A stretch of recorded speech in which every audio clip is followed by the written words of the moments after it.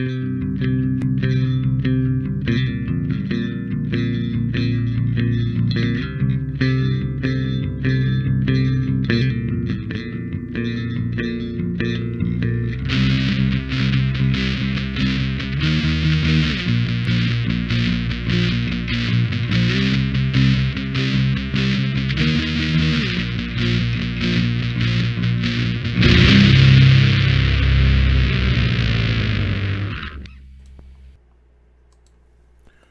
and welcome to another exciting episode of Wave the Brush with me, your host, Kris, aka Mini Wargaming Kris, aka The Name Butcher, aka I'm all out of AKs.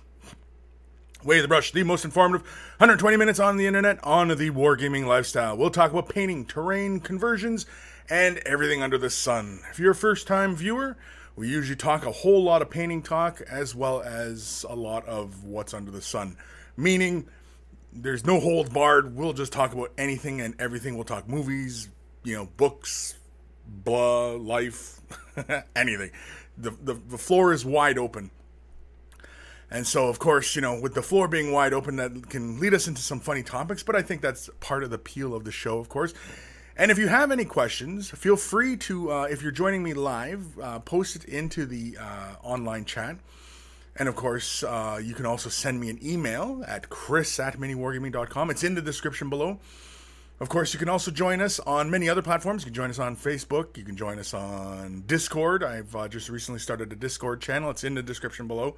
Of course, along with the other things, as well as T-shirts and Patreon. And, of course, Patreon.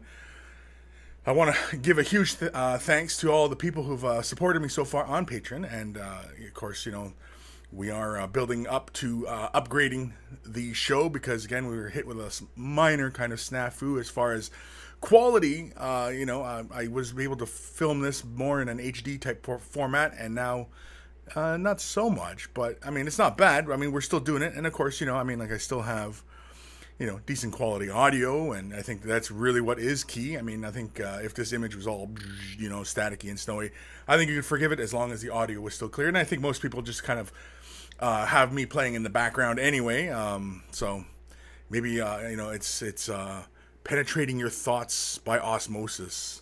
Penetrating, is that the right word? I don't know if we already want that one.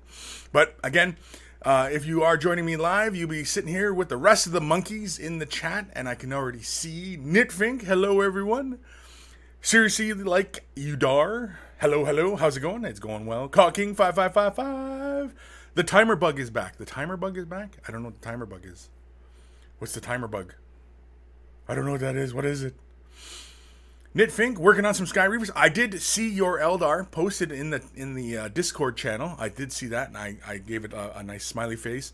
Really impressive work, Knitfink. Of course, for everybody who's kind of wondering what the heck I'm talking about here, Discord is it's a chat and voice chat as well. And I've just recently started it. And, everybody's been in there, and so feel free to post whatever you like. And there's multiple channels going on, so I've got, ones for posting what you're working on, and greeting center, so kind of tell us, who you are, kind of, get to know the monkeys a lot better. It's just kind of a guest book kind of thing. And occasionally we'll pop into the voice chat, and we'll talk, one-on-one or, in a group setting. And so it's been a lot of fun. I just leave the chat program up, and so people talk to me, and I usually have it up while I'm at work and, while I'm editing and stuff, and join in on a conversation or two. It's kind of cool. Where are we? Tolo, hello all, and Kris. Forge World Index Xenos FAQ is out. It has issues still, LOL. Yeah, I think that was out. Oh, no, the Xenos' one is out. Ooh, I didn't check that out yet. I will have to check that out later. Ghost Starman Deluxe. Hey, monkeys. First time catching the show live in a while. What's everyone working on? What is everyone working on? Again, usually, as I said in the beginning, a lot of people kind of just have me playing in the background. And, while you're working away on something, hopefully you're enjoying yourself, enjoying your hobby, and enjoying life.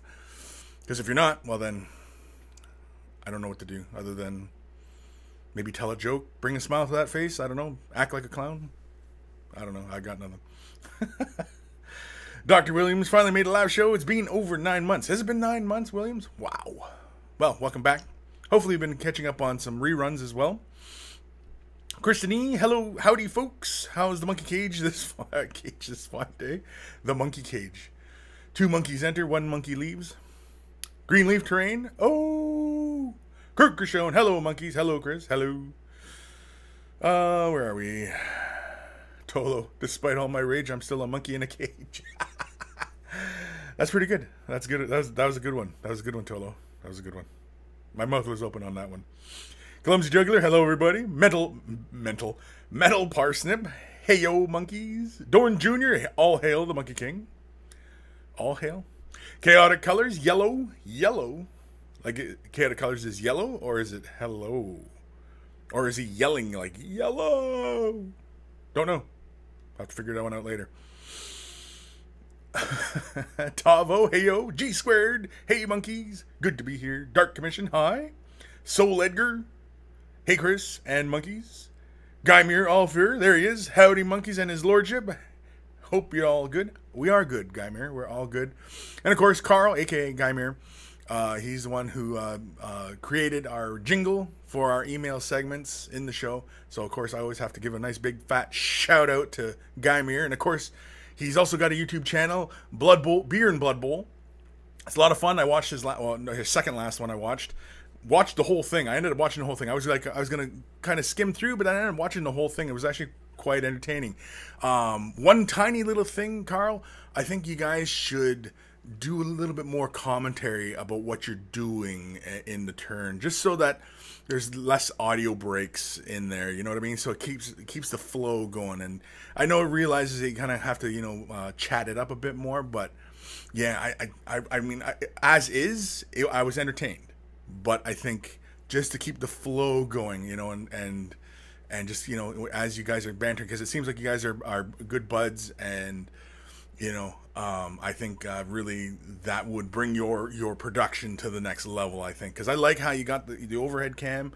I like how, you can see the die rolls. For the most part, the screen's pretty small, but I mean, I was watching it like on my iPad, so it wasn't, the screen wasn't very big. But, I mean, I imagine if you're watching on a big, like on a TV or something, you'd probably see it really well. But all in all, I was entertained. I watched the whole darn thing. And of course, you played it like a champ. I mean, my humans never go half that well. So, yeah. But again, Beer and Blood Bowl, if you guys are into your Blood Bowl, check him out. He does some entertaining stuff. He's got quite a few Blood Bowl games up already. So, again, check him out. Where are we in the comments? David Kirk, hey. Tolo at Kris, you need to have a 1 donation option. PayPal? A one shot donation PayPal? I don't, can Patreon do that? Like a 1-shot thing? I don't know. But yeah, it's an option. I mean, I really didn't play with the options too much on the Patreon. In fact, I didn't really do anything, and everybody seems to be okay with it. I don't know. Should I change it around, make more kind of like rewards type things, or let me know, guys, because I mean, this is for you guys. I mean, you guys convinced me to start the Patreon. I was really reluctant about doing Patreon, but the support has been great, and I can't say enough good things about the monkeys. They've just been so supportive, and I'm trying not to get weepy here or anything like that, but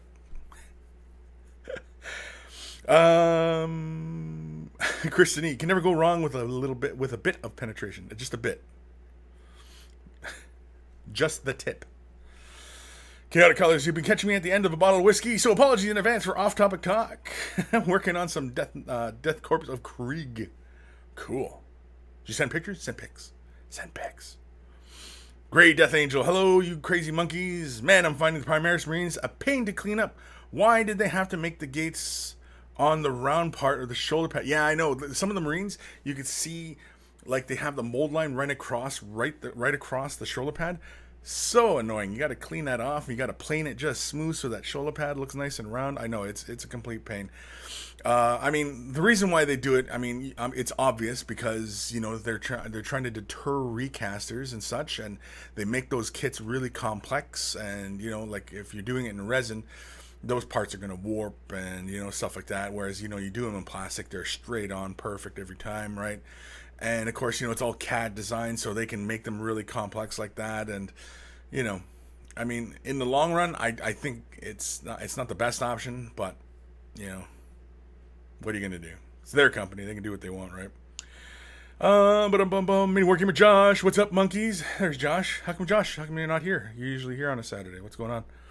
Johnny Wraith. Yo, hey, Chris. First time in a while. I'll be both online for the live show and actually painting along. Well, welcome, Johnny. Of course, Johnny, he's always, it's been a while since he sent an email, but he does some fantastic painting. When he was sending pictures early on, you know, great painting. And then, like in the last couple he sent, it's just been fantastic. It's wonderful seeing people's growth. That's what I find really rewarding doing this program, is that, you know, people early on, you know, and I can see their painting, and then, you know, if they're taking my advice, and, you know, and they're learning, and they're checking everything out on the landscape, and, you know, they're progressing, and they keep painting, and they're trying to up their game a little bit. Johnny Wraith is definitely one of those examples of, you know, getting better. Practice makes better. Practice makes perfect. Something like that. I don't know. Kevin Cabal, same thing with some of the Stormcast Eternals, Great Death Angel, odd placement on the spruce. Yeah, exactly. It's just the way they cat designed a lot of those miniatures. Like, the really disappointing thing about the Primaris Marines is that they're not multi-pose. That's what's really disappointing, is the fact that they're not multi-pose. You know, I mean, I'm stuck with all my Marines going like this, right? Or, you know, what are those jump pack dudes, right? The one guy, he's got the one arm he can rotate. Ooh, you know, modeling options, you know. But, hey, what are you going to do? Not buy them? You could not buy them. It's always an option. Tolo, Chris, do you have PayPal? I'd rather donate that way. Yes, I do have PayPal. It's Chris at chrisbello, or chris.bello@gmail.com. That's what it is. But usually I get all my emails at chris@miniwargaming.com, but that won't work for PayPal. It's got to be at Gmail. Chris.bello. Kris. Make sure you spell it right. Aquamaster areas, Minecraft, and more. Hey. Clone Order 66. Just made it. Mitchell here. Oh, Mitchell. Okay. And I know Aquamaster is the Senior Lego. Senior Lego. You might as well just change it to Senior Lego now, kid. But got a lot of opportunity to talk to Aquamaster a lot in the chat. Young fella over in Ireland. Pretty sure it's the same kid.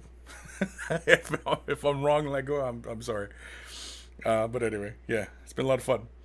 Armor Freak, this is just what I need while assembling some more Primaris. Assembling more. I had an idea for my Primaris, because I was going to do up a Primaris Marine. My Primaris, I don't have any Primaris, but I was thinking about doing up a Primaris because some of you guys who follow me on Instagram would have seen I did a shoulder pad for Josh. And basically what I did was I took the Anishinaabe Thunderbird. That's what that symbol is. It's all on a red field with a white bird, a line drawing essentially, and that's on our flag. He's our nation's emblem.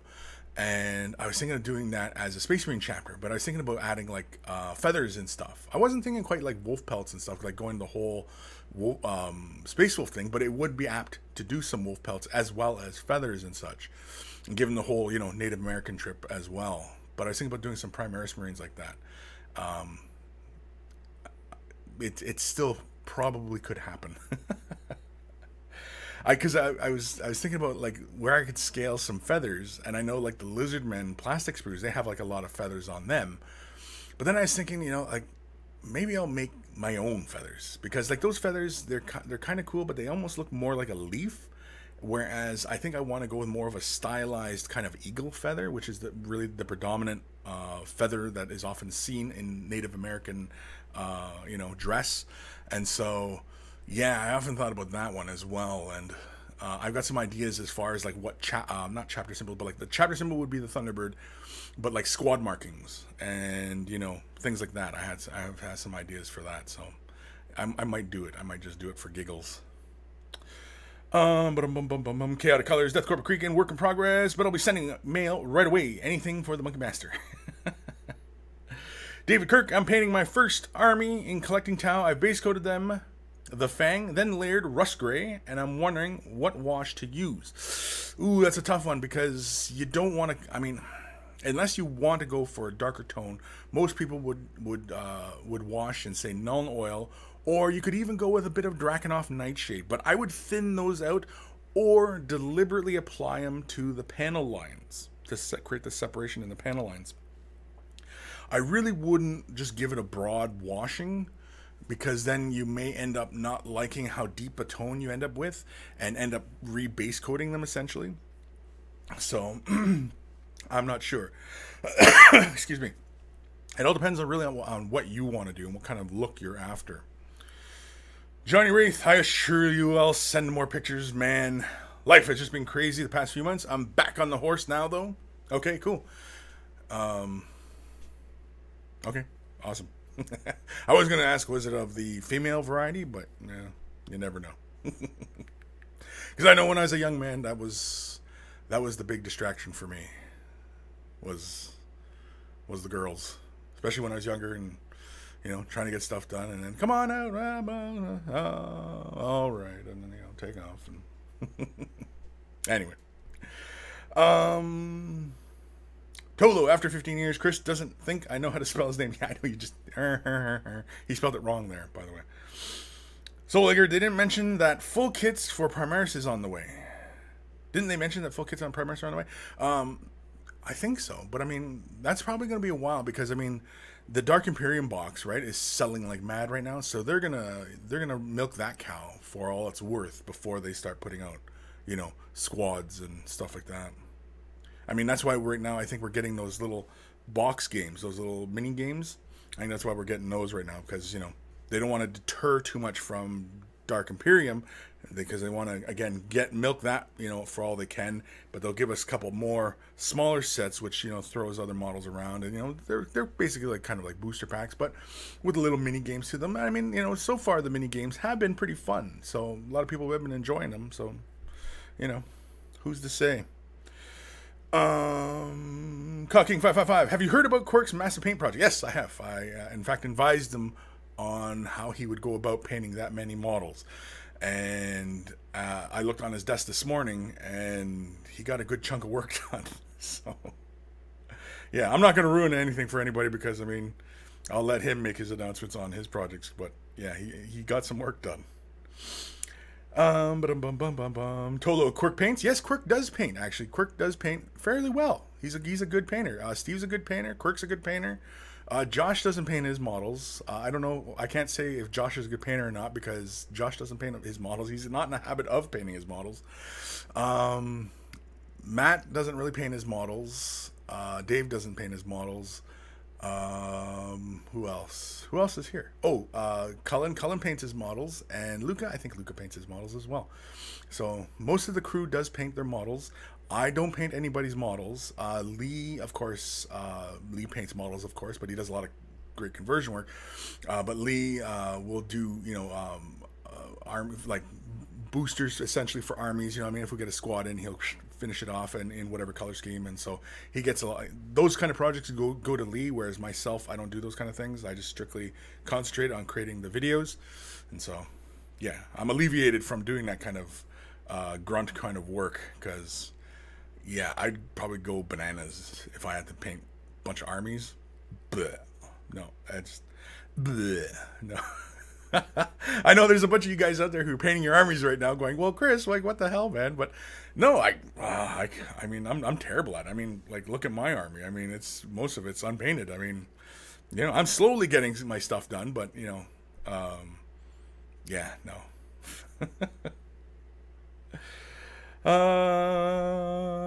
Where are we in the comments? Chaotic Colors was going to keep it on the down low, but I'm just too damn happy. Just working on a thing.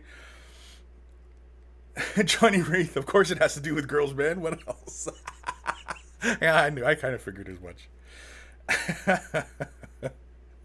I just assumed. Anyway. Chaotic Colors. Quit my third job and now do commission painting as my second job. Cool. Way too cheap in the beginning, but followed your advice, Kris, and now take decent prices for my work. Thank you. Yes, exactly. And that's something that a lot of commission painters don't do, is charge appropriately for their work. Because, again, there's so many people out there who want to, make their hobby their job, or make their hobby, like, so it can pay the bills, or at least pay for the hobby, right? And so many commission painters out there, and I see it all the time, they don't charge the appropriate amount for their work. Now, some people, if they're doing just base coats and they're charging their friend prices, fine. It's friend prices. That's a different story. But if you're going to take it to the next level and open yourself up, to say, your gaming group or your town or your state, country, the internet, right? Then you got to start charging an appropriate amount and also having a good turnaround, of course, as well, right? I mean, like, I could charge peanuts for a paint job too, but I mean, I wouldn't tell people it's going to take forever to get done. So, good luck. You know what I mean? Like, I mean, I've considered taking a commission from time to time. Maybe like a one-off project, something special for somebody, somewhere out there. But then it's like, well, if I'm going to do it, say, like, if I was going to do it for, say, like one of the monkeys or something like that, and I'd have to charge a friend price. I would have to charge a friend price for it. And, and then the other one was, I was thinking of doing like a raffle, where basically we'd raffle, and then the winner would get a paint job. Like, yeah, we'd get like a custom paint job of whatever they wanted. You know what I mean? Within reason, of course, but something along those lines. You know what I mean? So like, I've considered, putting my talents and, kind of gifting it out to somebody, but I wasn't sure what. And of course, it's all about time and, kind of getting it done.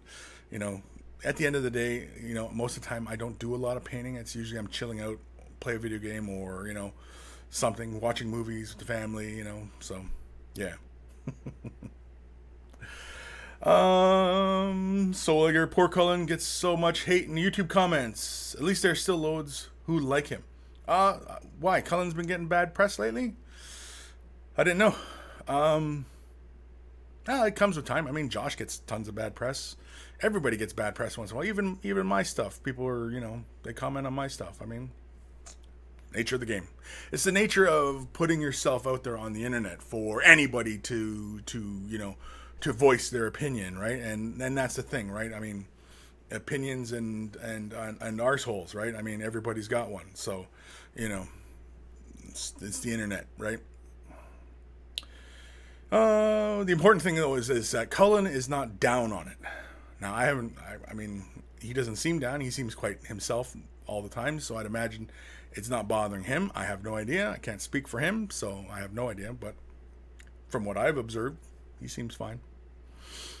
Clone Order 66. I'm taking my first shot at 40K Army, where I actually know how to paint. Samhan Eldar.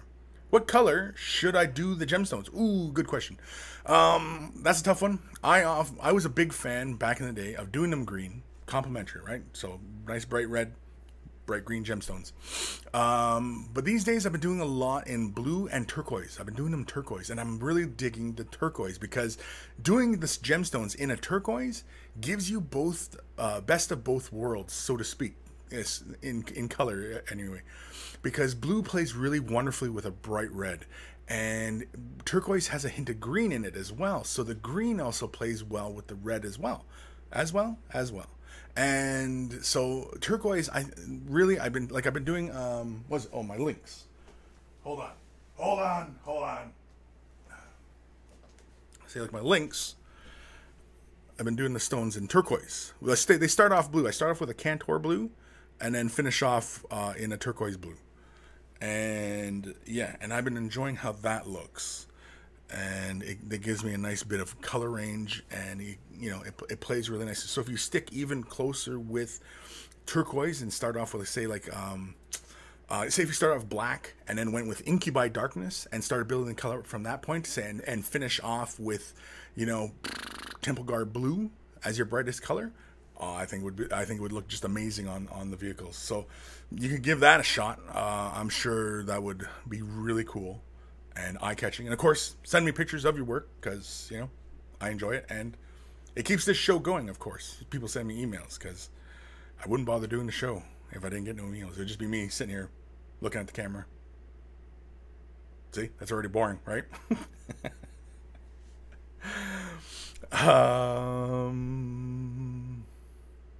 Where are we? Tolo, yeah, I need to remember that you want to be friends. Yay! Here's 1,000 models and $50. Yeah, exactly. I would never do 1,000 models or even 100 models for $50. Not even. That's not even within. That's not even friend realm. That's exploitation. That's not even friend realm. That's exploitation. Plasma, please. Hey everyone. Hey Plasma. Fear School, love the show, keep them coming. Awesome. Well, thank you, Fear School. Tolo at Kris, love the pause. The winner gets a paint job. Pause. Yeah. Right, because it just kind of sounded kind of funny to my ear for a second. It's just everybody gets a job. Anyway. Johnny Wraith, yeah, but critiquing Josh is just common sense. Oh, yeah, well, yeah, but critiquing Josh is just common sense, yeah. Josh, LOL. Dark Commission. Biggest problem so far with commission painting is this. People just don't want to pay. All my work so far has averaged between £1 and £2 per hour. Demoralizing. Yes, unfortunately, yes. So, what you need to do, okay, to bump that rate and to bump your exposure, of course, is to get more jobs done. Do a good job. Get lots of people, saying what a wonderful job you're doing, right? Just get more jobs done. Yes, it is kind of demoralizing. Another one I know a lot of people capitalize on is, say, painting competitions, winning painting competitions, even local competitions, right? Win those up. Get those little things happening. Get the word buzzing around. And if you're opening yourself up to the internet, of course, make sure that you have a lot of examples of your work and different qualities, versions of your work, and things like that. If you're opening it up to the internet, but otherwise, if you're keeping things relatively local, then yeah, go get yourself those painting competition wins. And I for one am not really one about painting competitions.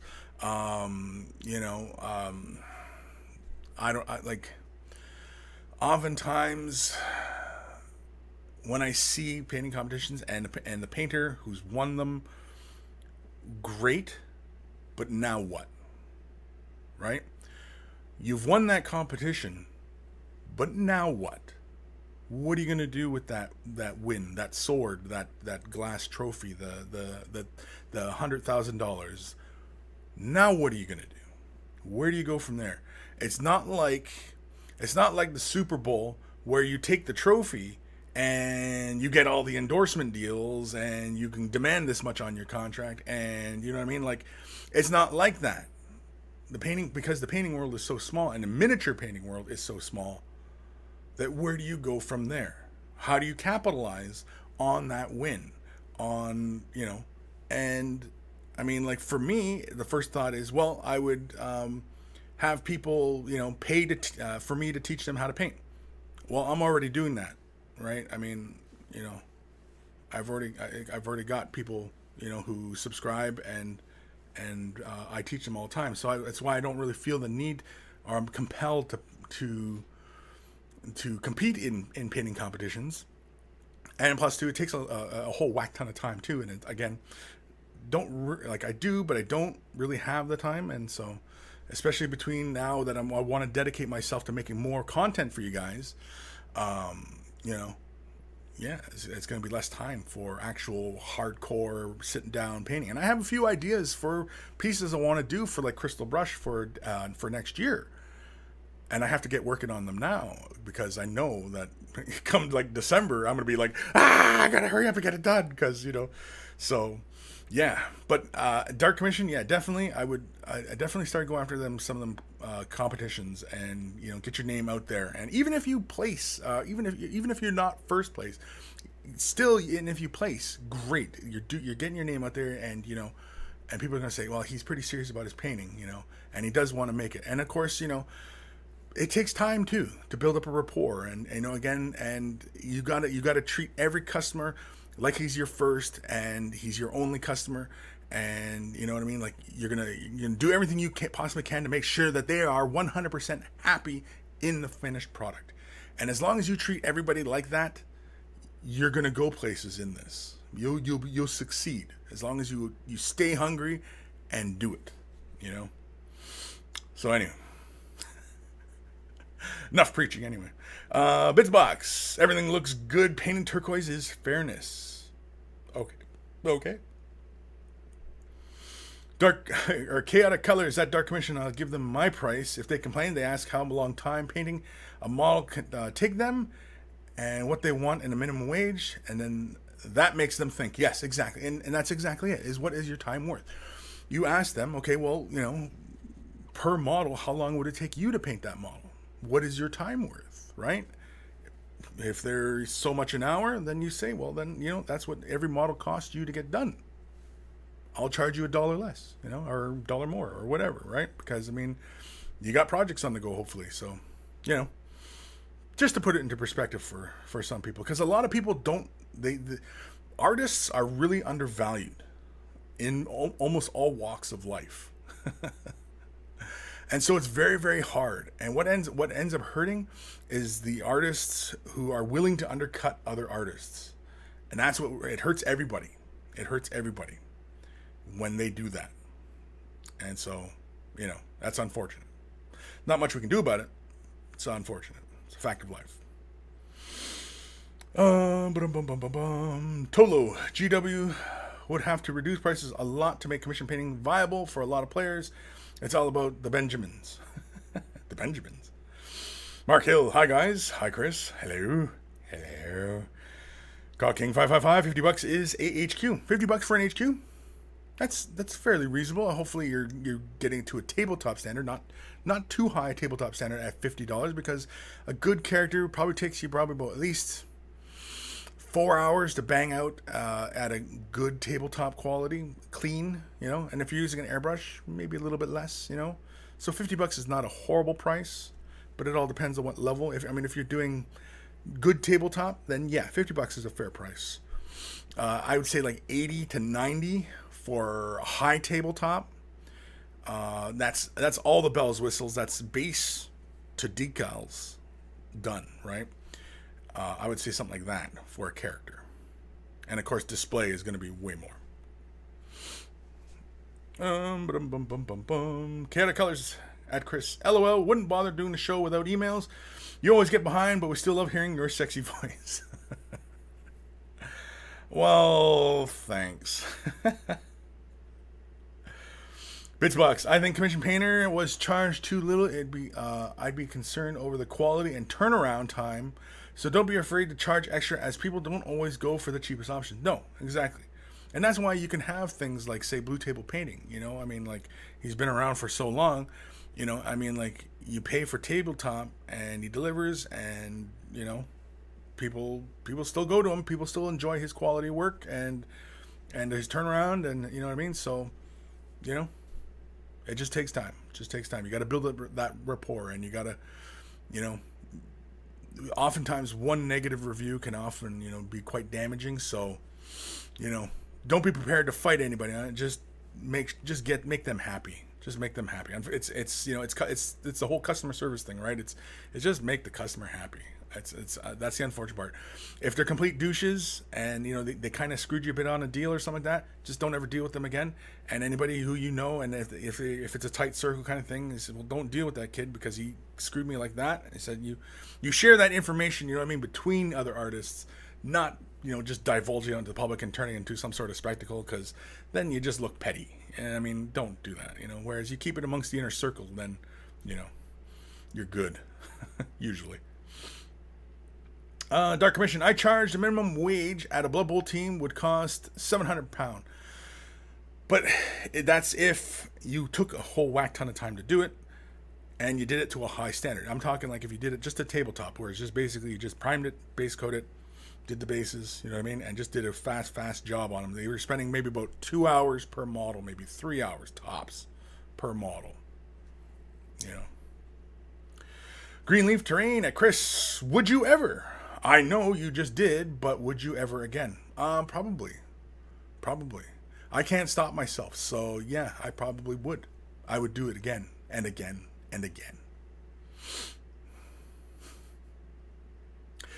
Mad Cow Crazy. 100,000 price. Spend it all in one weekend on hookers, blow, and drank, yo. Yeah, I could see that too, Mad Cow. Oh, jeez. Mad Cow Crazy. Artists are undervalued because any random idiot can smear shit on a canvas and call it art. If you say it's disgusting, then the SW or SJW comes out. I don't know what SJW is. Comes out and says you don't understand art and misogyny, etc., etc. Yeah. But I mean, like, that's, smearing crap on the wall and calling it art. That's a shortcut to thinking. Because the first artist who did that was genius. Everybody else afterwards is copycatting. It's like Jackson Pollock. You know what I mean? All he did was dabble paint onto a canvas. And it's art. It's expression, right? And unfortunately, that's also the other part. And again, with art, it challenges the viewer, and the first guys to do these kind of things, to challenge the convention, they're often hailed as the genius. The people who copycat afterwards don't go anywhere. They don't go anywhere because they didn't come up with something. They didn't challenge people. And that's why those guys are remembered for those seemingly simple type of works. But that's art. Do I get it? No, I don't. Jackson Pollock, I mean, I don't see the appeal, but yeah.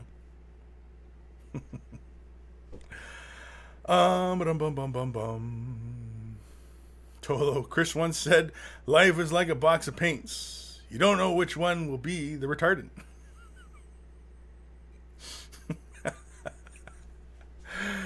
Everybody knows you don't go full retardant. Dr. Xantos, I'm here, late, I'm here. What's topic today? Dr. Xantos, you know better than that. There's no topic. It's just me standing here being the fool. Greenleaf Green, you also have to make sure you break model down into painting price, assembly price, and basing price. Yes, exactly. That's exactly it. Adam's exactly 100% correct there. You have to work out your procedures. Especially if you're a new commission artist, you have to work out what it takes you for cleaning a model, for basing the model, for priming the model, for base coating the model, for highlighting the model, putting the decals on the model, sealing the models, like all those things have to play a factor in how you determine your price. If you got a really fast, easy way of getting it done, perfect. That's why, getting into airbrushing and stuff like that is great for commission artists because, you can just load up a big dollop of paint and spray up a bunch of models, and get her done. And so if you're a commission artist, definitely recommend getting an airbrush because, you're gonna have a faster turnaround on that. Emperor's Champion. Hi, Kris. Hi, chat. Hi, chat. Hi, chat. Welcome, Emperor's Champion. Buddy Hessels. Hi. Hi, buddy. Hi, guy. Mad Cookers. Blue Table Painting has been in the middle of some really bad scandals, like the guy who wanted the Forgeable Chaos Dwarf. Yeah, the Chaos Dwarf Army. Yeah, that was a big one. I saw his video. I commented on his video. And, yeah.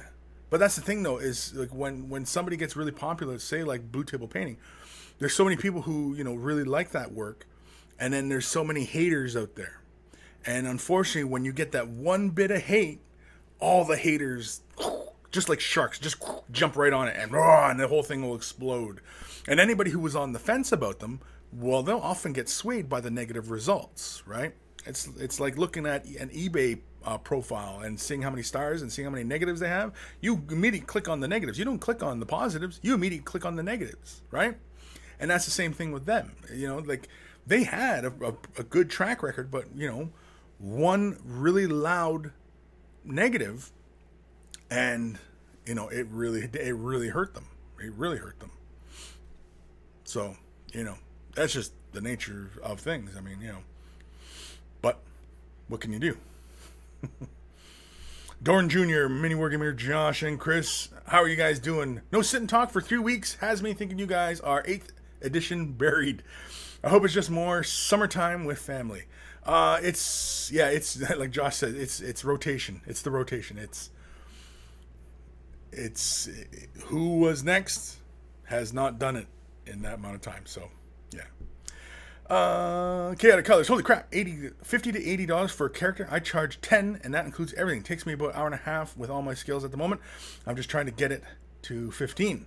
Yeah, see, no, I mean, like if I was to do a character, because I'm talking now, we're getting into all the nooks and crannies on the model. We're base coating it all properly, and then maybe a shade wash. Yeah, that's quite a bit of time just to do all that. And if you start highlighting the model, you got to be very careful, very clean. Yeah, it takes time. It can take like I said, $80 to do a tabletop model, and I'm talking that's the base finished.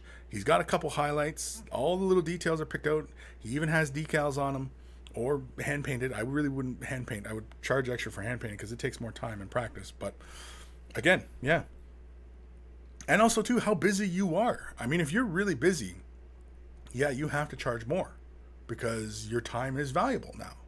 You know what I mean? And as you get more and more popular with whatever demographic you're dealing with, be it local or internet or whatever, yeah, you have to charge appropriately, because you're going to get busy. You can't keep those same kind of prices, that were when you started off, when you were just building your name. Build your name, but then you can start charging more. You have to charge more. So don't be afraid to do it. Your time is valuable. Dark Satan, SJW is social justice warrior.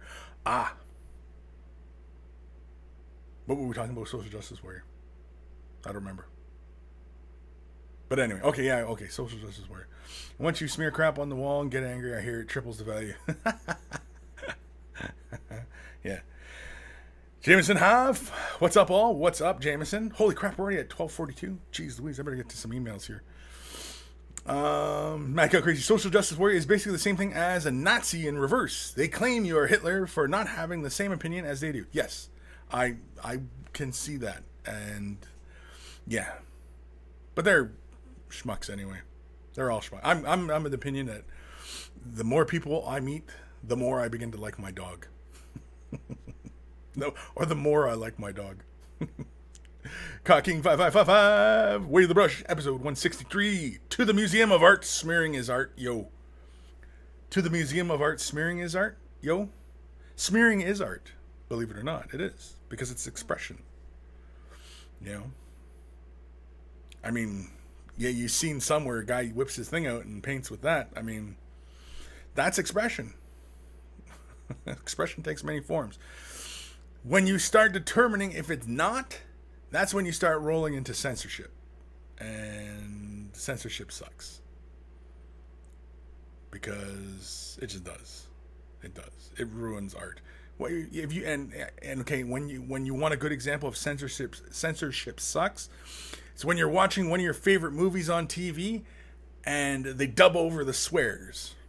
That is that's, to me, that's censorship on art, because a movie is art. The script writing is art, and all that expression. The people that made that movie popular love that movie for how it was made. They didn't go to that movie and say, you know what, I really love the movie. I'm going to watch it 3 more times, but could we drop all the swearing? They didn't do that. No, they loved it. And so when you air it on TV, they shouldn't either you don't show it or you show it in its entirety. They shouldn't. That's censorship, and censorship is crap. Dark Satan, but then the artists do something new and shocking purely for the sake of being original, if that's always been done thousands of times. Right, exactly. But that's exactly it. That was what my point is that, Jackson Pollock, the guy who just dabbled paint onto the canvas, and it's art. Nobody did that before him, or to the level at which he brought it. And that's why he's remembered, and anybody else who's done that kind of crap afterwards is not. Right? So it's the originators. And then so when people say, well, smearing canvas on the thing, well, no, you're talking about a particular artist who got famous because he was the first one to do it. Not everybody else who's imitated it since. Because those aren't artists, because you don't even know who those names are. But the artists who did that, you remember them. And that's what's matter. That's what matters.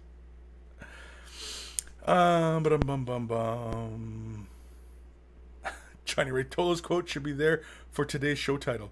What was Tolo's quote?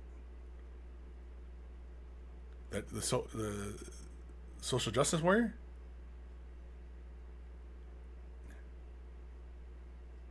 I don't know what his quote was. Hey, what the hell happened to my computer here? What the hell? Oh, okay, everything's still going. Sorry, my Windows computer just did something. I don't know what it did. I don't like it. No, sir, I don't like it. Anyway. Sorry, I'm a little distracted there because the whole thing went sideways on me here. But everything's still running. I'm not seeing any interruptions in the stream. Everything else seems fine. Yeah. Okay. So, speaking of titling the show, let's have some ideas on that. And, oh wait, Johnny Wraith. No, life is like a box of paints. You don't know which ones will be the return. Oh, you're saying that should be the show. Gotcha. Okay. We'll do that. Okay, scratch that previous statement. And, yes, we'll do... Oops, crap. The damn thing moved while I was highlighting it all. There we go. So, that, come on. That, and that. Bang. Boom, done. It's the show. Hey. Oh, it's saying my video, it's saying the title's too long. Damn it. Okay, hold on. How about, yeah, it is kind of long. How about now? It worked. There we go. We got it all to fit. I just deleted some of the extra characters out of it, but there we go. Yeah, so before anything else goes weird on my Windows computer here, everything's fine. You know how I am with my Windows. Anyway, turn your headphones down. Email time. Email time. That one sounded like it was half cut off. Oops, that's the chat. That's the Discord chat. Not disco chat, but Discord.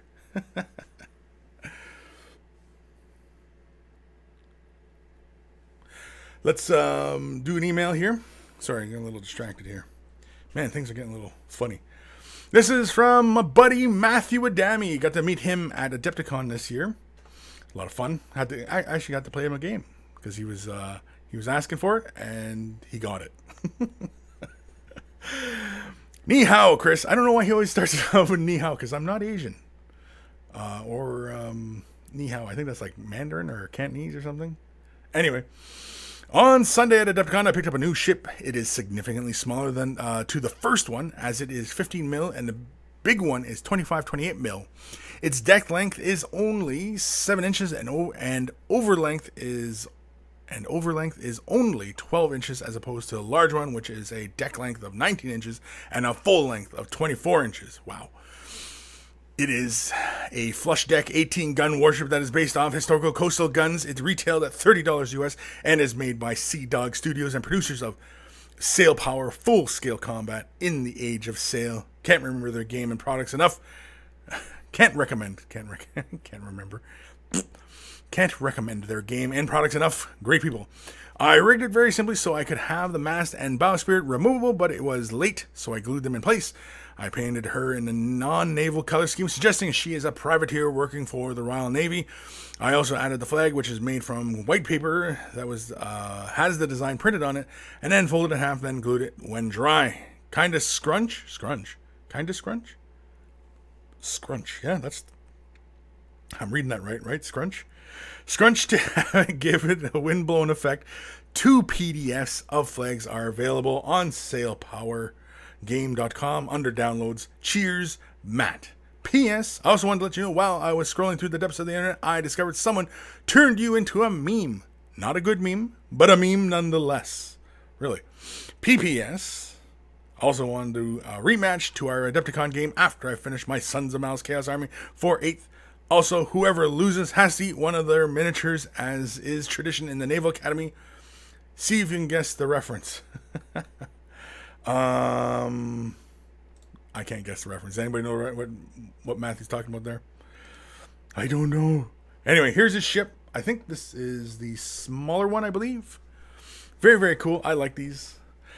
He invited me, the first Adepticon, he had invited me to play the game, and of course it's got the colorful title, Fistful of Seamen was the game title. Yes, I know what you're saying, Fistful of Seamen, but it's seamen, sea, that's sea people, come on. And I didn't get the chance to play, and then of course they were playing this year, and I of course I was too busy, doing the whole, we had the booth at Adepticon, so we were quite busy with that, but anyway, so here it is, and of course this game looks like a lot of fun. Of course it's got a bit of flack because I guess it's apparently racist or whatever, but I don't know. It's a historical game. I mean, yes, if we're going to play a historical game, it's going to have some racist elements to it, because if you're going to stay true, I mean, they had some poor people locked up in the holds of those boats. So, Anyway, swordfish. I like it. Very cool. Jeez Louise. So when the stream goes from HD to SD. Man, why does that guy look so grumpy? No, that's the wrong one. Let's try this one. No, that's the wrong one. I guess we're just gonna leave it this one. Maybe this one. Nope, not quite. Nope, that didn't help at all. So anywho, it's some sort of meme. When the stream goes from HD to SD. So I guess this is I guess on the left is the HD, and then that's the SD. I guess. Is that the doctor from Family Guy?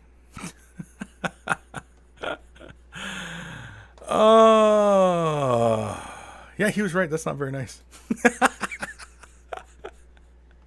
Anyway, thank you, Matthew, for sending that email in. Yeah, I'm not sure what's going on there entirely with the whole thing. I don't know what's going on, but anyway, yes, thank you for sending that in. And yes, we're gonna have a rematch, Matthew. We're gonna have a rematch, because it was really funny, because I think I told the story in a previous episode, but I'll recount it just for one more time. Here is I got to meet Matthew at Adepticon. He played what was he playing? Crap. Space Marines? Necrons? Space Marines. Yeah, he was playing Space Marines. Or Imperial Guard. Space Marines. And I was playing Eldar, and it was Ash's Eldar. I guess he had sold years ago, and he just ended up acquiring it. And yeah, I thought that was kind of hilarious that I went all the way to Chicago to play with Ash's army. That, because Ash is just north of here, and so it was kind of funny. I don't know. It doesn't seem as funny now, but at the time, I thought that was hilarious. But that could have been the beers talking. I don't know. Black Widow 61. Hey everybody, a bit late, but I didn't get the but I didn't get an email saying it was on today. I sent out an email. Maybe you took yourself off the list. Maybe you unsubscribed. I also do the Twitter thing. I also announce it on Twitter. So anybody who follows me on Twitter gets a little thing saying I'm going live at noon. And yeah. Sorry, I'm getting dry.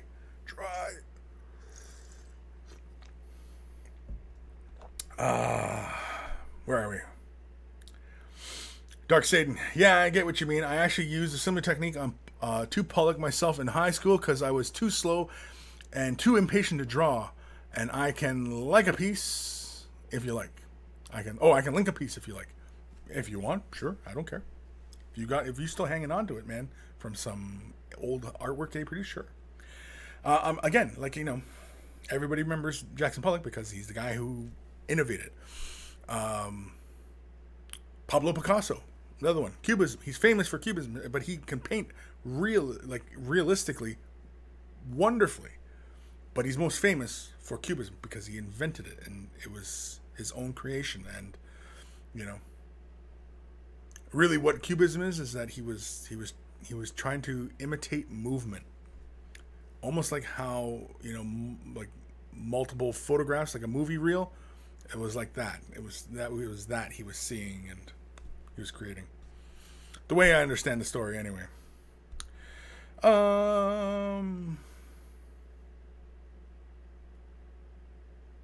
Armor Freak.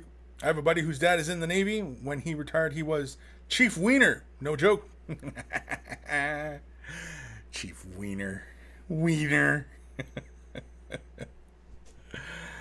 Lord Krabby, cool ship. Yeah, I know. That's a cool one. I like it. Lord Krabby, were you at Adepticon this year? I don't know. I know you've come in to visit us, but were you at Adepticon? I don't remember. It was so long ago. Looking forward to the new one, though. Going again next year. Dwarf Lord. Hey, Kris, what's up? Up the dwarves. Up the dwarves? Hey, Kris, up the dwarves. What? Tolo, it looks like Peter Griffin with lots of hair. No, I think it's supposed to be Kris. No, but he's wearing the hospital gown. I think it was the doctor, who sounds like the father. Anyway, let's do another email. This one is from Joseph. No online handle. Hey, Kris, I emailed you a couple months ago about wanting to paint Inquisitor Greyfax in Obsidian Red Armor. After watching your relevant quick tips, I finally got her done. Very cool. Let's have a peek. Switch camera angles here. Yeah, there we go. All right. Nice and clean. I like the combination of the dark and that nice red. Very cool. That base is really... That has got to be the technical, or is that just sand with the paint? I don't know. Either way, very, very cool. Harsh light on the left-hand side. When you're gonna do pictures like on your windowsill to capture the most light, and I can see like the light is coming from the left-hand side. It looks like, and it looks like you got like a spotlight, but it's like maybe like a tungsten bulb or something that's casting like from the right-hand side. What I would do is get a piece of white card or even a white paper and have it on the right-hand side of the image so that it can bounce that sunlight onto this side of the model, just so that we don't get a harsh shadow. Because I mean, from here it looks like there's some really great transition work in the cloth and in the hat here, but yeah, see, like that looks really good. I like it. But yeah, I kind of wish that there was a bit more of a light bouncing in here, giving us, a bit more of a fill. The armor's got that dark red. Okay, see, I didn't quite catch that in the other picture. This one, oh, okay. Oh, yeah. Got a little bit of a transition going on up that thigh like that. That's really cool. Very, very neat. Very cool. I like it. I dig it. I approve. Very nice. Thank you, Joseph, for sending that in. And I'm glad that the quick tips on Greyfax helped you out and provided a bit of inspiration, maybe. maybe. Where are we? Christine, charge more money for painting Fistful of Semen miniatures. This show goes down strange paths. Yes, it does. Yes, it does. It certainly does. Lord Krabby, nope, going next year. Okay, you're going to go next year? Okay, I'll see you there. Well, in fact, you know what, everybody who's watching right now, let's all just go to Adepticon. Let's all go. We'll all meet up at Adepticon. We'll have some fun. We'll have laughs. We'll have giggles and lulls. Black Widow 61. So, what's everyone's current projects? I'm working on cleaning up a basilisk I got off eBay. I'm really wondering what was used to put it together. The joints are terrible. They probably could have used, if the joints are really terrible, they probably used contact cement. If you can see, like it looked like the two halves went together, and then like it looked like stuff comes squirting out. Yeah, it was probably contact cement. Like that's like the old, shipbuilders modeling, to clear contact cement. That's probably what they used. Probably. Maybe. That's a guess. Tolo, my current project is rearranging my man cave hobby space. It's a man cave hobby space? Or is it just a man cave? Because if it's just a man cave, then it's just a man cave. Whereas if it's just a hobby space, then it's just a hobby space. But if it's a man, or is it a man hobby cave? Man hobby cave? Where you have a hobby of men in your... No, we're not going there. Yeah, in fact, we'll just drop that one. Seriously, like you, Dar, if you pitch in for my flights from Australia, I'd go. Well, save your pennies now. Save your pennies now. The flight from Australia to the States can't be too bad. Everybody, go on Expedia right now and have a look around. What's a flight from Australia to Chicago? Because that's where Adepticon is. It's in Chicago. Who knows? Maybe we'll pitch in for a flight. Mad Cut Crazy, sure, I'd love to come, but paid $1,000. If you paid the $1,000, the trip would cost. Yeah, it costs. Yeah, it costs a bit. I mean, we drove. That was 9 hours on the road. I would have rather flew.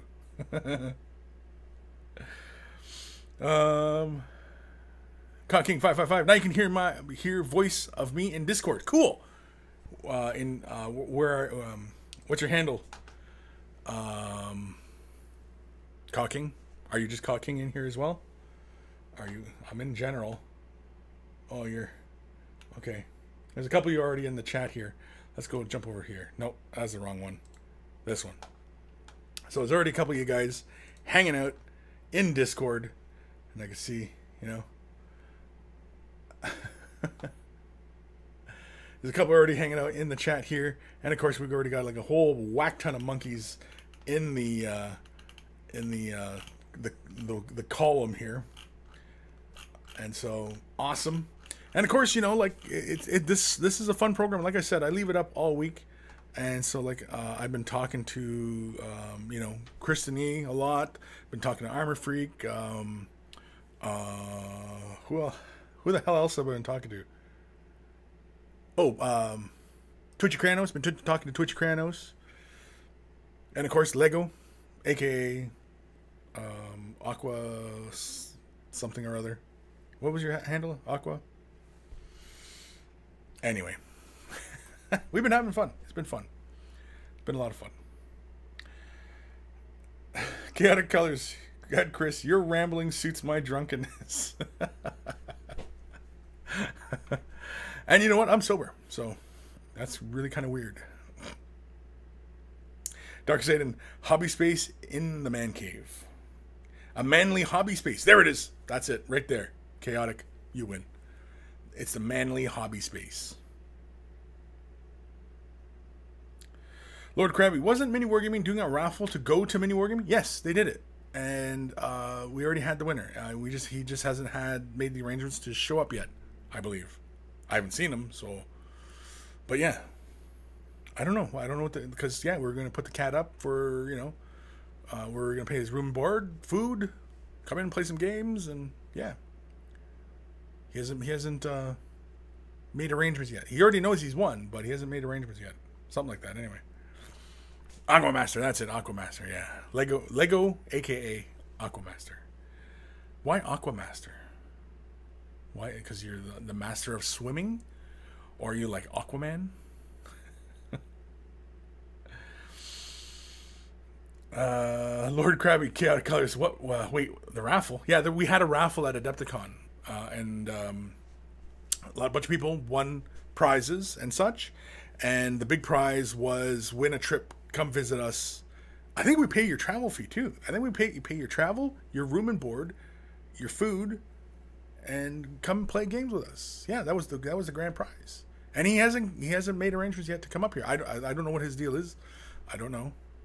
I know he's a commission painter.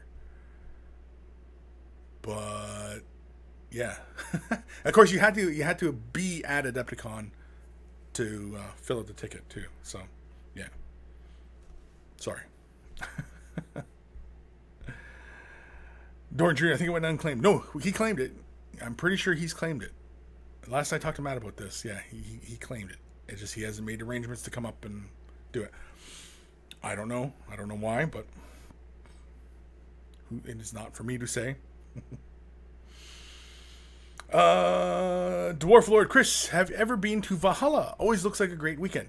No, I have not been to Valhalla. I was invited last year to go. Sadly, I wasn't invited to attend this year. But yeah, yeah, it looks like fun. Sure. Johnny Ray, because he's into water sports, maybe?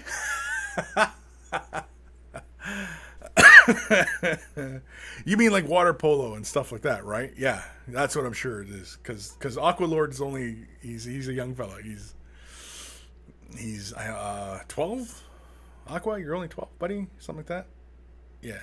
Anyway, I'm pretty sure that's the sports in water we're talking about. Aquamaster, no, I suck at swimming. Okay, well, there we go. Let's do some more emails. Headphones. Email time. Email time. And of course, again, big thank you to Guy Miro for putting that together. So much fun. You know, I should set it as a ringtone, really. This is from... Who the hell is this from? Nud? Chaotic Colors? Oh, Chaotic Colors? Is this you, buddy? Chaotic Colors? Maybe if I had read the email beforehand, right? Hey, Kris. You there, get off my lawn, a.k.a. Brush Ninja. Ooh, Brush Ninja, a.k.a. Kris. Brush Ninja. I kind of like the sound of that, Brush Ninja. Anyway, love your show and painting tutorials on Mini Wargaming. Started my own painting service, Chaotic Colors, on Facebook. So go ahead and click the, well, I'm not going to click the link, but you guys can go ahead and check them out. Chaotic Colors on Facebook 6 months ago, and it's doing great. Many people have asked you about pricing commission services. Oh, we were just talking about that today. And yes, I too had way too low prices. I constantly tried to improve my skills, and with that improvement, raise my prices. It worked. Thank you for the great advice and all aspects of the hobby and everything under the sun as well. And onto the juicy stuff. Here's my recent work. A blood incinerator. Is that what it is? Blood secretor? Anyway. Let's click it. Let's click the thing. Click it. There we go. Perfect. Send them as attachments. Good man, Chaotic. Good man. So, here we are. Here's a commission piece, and I'm sure your customer was very happy with this. This is a very nice looking piece. It's very complete. Good tabletop. Let's have a quicker look. Quicker look? Closer look? Not a quicker look. Yeah, this is really good. Yeah. Nice and complete. Nice and clean. Paint's where it should be, it looks like. Or where it ought to be, I suppose. Yeah. I like your little thumbnails, too. I like you got the little scorched edges on everything. That's cool. Do you have like a little logo yet for Chaotic Colors painting commission service? It's all about branding, friend. It's all about branding. Oh, man. This guy's got a lot of spine. Jeez. Very cool. Sorry, I had to check out his backbone. Guy's got a lot of backbone. Yeah, that looks good. I like it. Now, are you working entirely brushwork, or you got doing airbrush? Well, this looks obviously like an airbrush, so that just answered my own damn question right there. This is very, very cool. I like this. I like it. It's nice and clean. Has nice soft colors going on. I love that glow onto the whole platform. Yeah, I like this. This is very cool. Are these the ones that Austin does? Death Ray Designs? Oh, there goes my phone. Anyway. Little doodad. Oh, look at that. You painted like a gem. Did you paint it up like a full like a gem? Full like a gem? That didn't even make sense. Damn it. Did you gloss that and everything? You glossed that, didn't you? Very nice. Me likey. I know they have like this lightning in here. I think I would have, like, if I was to pick this up myself, I would probably shave that lightning down a bit. Make it a little bit thinner. Or remove it altogether. I don't really know if it needs the lightning. I know it's probably there for strength, but I don't know if it really needs it. But I mean, that's no reflection on your paint job. Yeah, look at this thing. This is very cool. I like this color, man. I like the glow in the lines and everything like that. Very, very cool.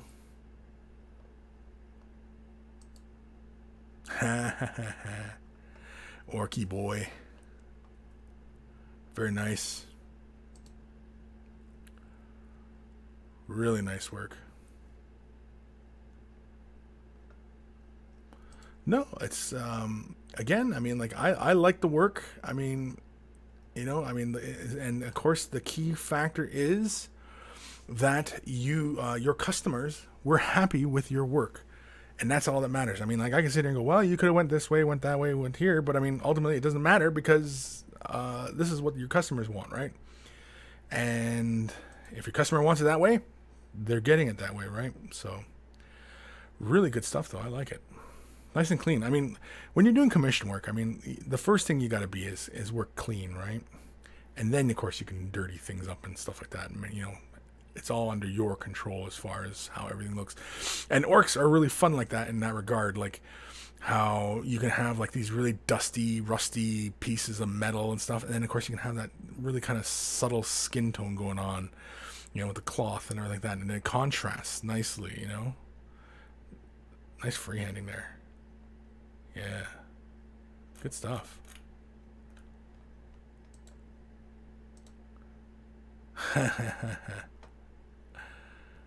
I like these guys. These guys always crack me up, these models. Very, very cool. Copta. Get to the copta. Oh, is that the last one? Oh, that was the last one. Do the copta. Sorry for the crappy Arnie impression. So, again, thank you. Chaotic Colors. Send that in.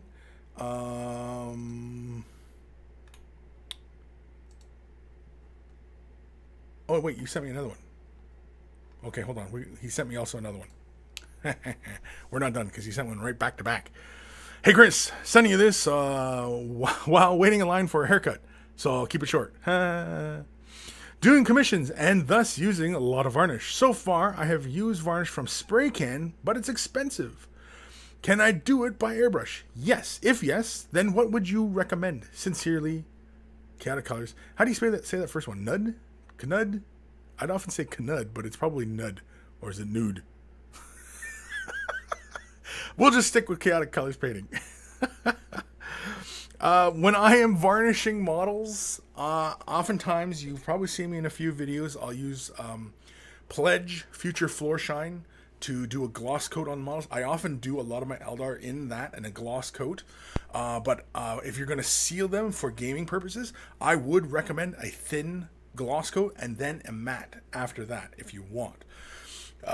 Just because I find that if you end up doing the matte just a little too heavily, I find it gets kind of it desaturates the color and gets kind of fuzzy looking, and so, you know, be careful of that. Minotaur's matte varnish is pretty darn good. Minotaur's gloss is pretty darn good. Vallejo's gloss and matte and satin are all really darn good. I think that's lately what we've been doing matting with in Vallejo. Yeah, is using the Vallejo varnish. Yeah, been using this stuff, Vallejo's varnish. So in fact, if you're into like a lot of matte and gloss, I'd go with these bottles. These are good value, and I'd recommend them. And they do the job great. And they go through the airbrush just fine as is. You can add like a drop or two of water if you want to thin it out just a bit. If it feels just a little too, you know, too heavy for you. But otherwise, yeah, most of the time though, for gloss, I use Future Floor Shine. Because again, like when I'm doing like all my big Eldar stuff, it's big surfaces, right? And I like that big glossy kind of look on my models, so I needed something that was gonna, deliver, and so that's what I use. So if you get into any big projects where you want it, and your customer says, I want a nice big glossy finish on this big, honking whatever's, go to Walmart and pick yourself up some Future Floor Shine. It's Pledge now. It used to say Future Floor Shine, but now it's just Pledge. Future might be still in the description. I think that was just when they were doing the crossover, because Pledge used to be a thing, but then Future brought, or Pledge bought Future. Yeah, Pledge bought Future, and so now it's part of their recipe, but now it's part of their branding, and so I think now it's just Pledge Floor Shine, and it's acrylic. But yeah, it's good stuff. I like it. A lot of people use it. You just gotta be careful. You just gotta do it in thin layers, but it's really great stuff. Mad Cow Kris, isn't branding a horrible term, since the meaning is you get burnt or become a slave property of the company branding you? Yeah, well, I mean, it's the branding, I think, comes from the cowboy term, right? Possibly even slave terms, I suppose. Yeah, but yeah, where they burn the brand onto something and it's their property, and yeah,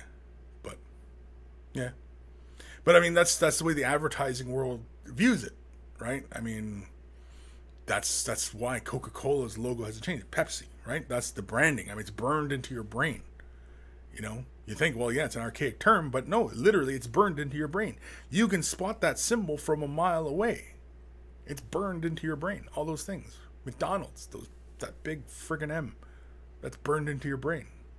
So, branding probably is the right term, even though it's archaic, and what it derived from, it sounds quite awful, but when you really kind of think about how advertising works these days, yeah.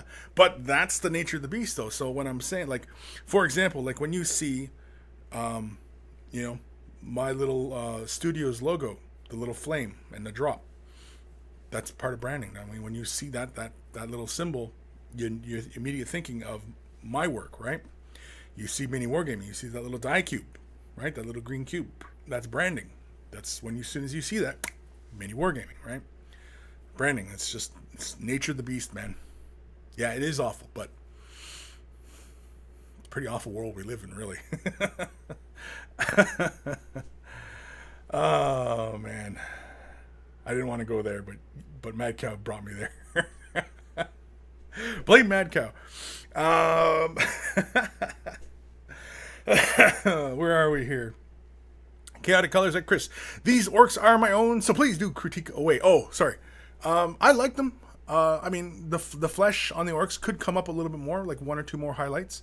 But again, it's really dependent upon what you wanted to do. I mean, you could also, in the opposite fashion, bring a little bit more depth into the shadows, maybe create a little bit more transitions, bring out those textures in that flesh, even create like the striations in the muscles. You know what I mean? Like that kind of stuff. On the rust, on the metals. I can see, it's applied by wash, and, oftentimes when I'm using, say, something like nilic oxide, right, where it's applied as a washing, and kind of see it's a wash, and if you don't do anything to it, you can kind of just see, well, he just used the wash, and it just kind of splashed it on.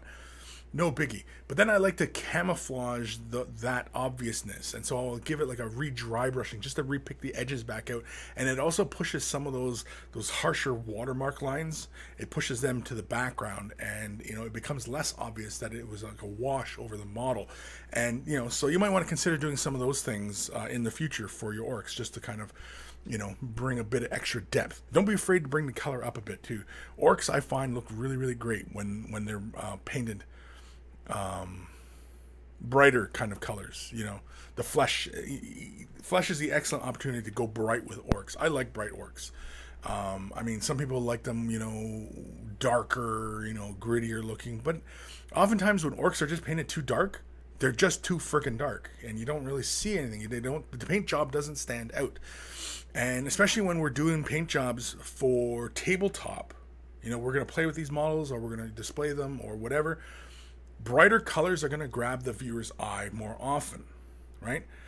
When you're painting to competition type standards, yeah, you can go work with a more limited palette, and work with more desaturated colors, because again, it's painting for the camera, it's painting for, for scrutiny. But when you're painting for tabletop and stuff like that, I favor brighter colors because it stands out and it looks visually more interesting on the tabletop. So that's the way I prefer it anyway. I mean, you might completely disagree, but that's where I stand anyway on that. Christine, Nud, normal K, and the Nud is nude. So Knud, Nude Viking. I'm from Denmark, moved to Japan, and haven't heard my name pronounced right in 5 years. So what is it? What, like, how would I? Come on, man, help a guy. I'm sure we've probably had this conversation before, but like, is it Knud? Is it like K nude, like nude, but nud? Knud?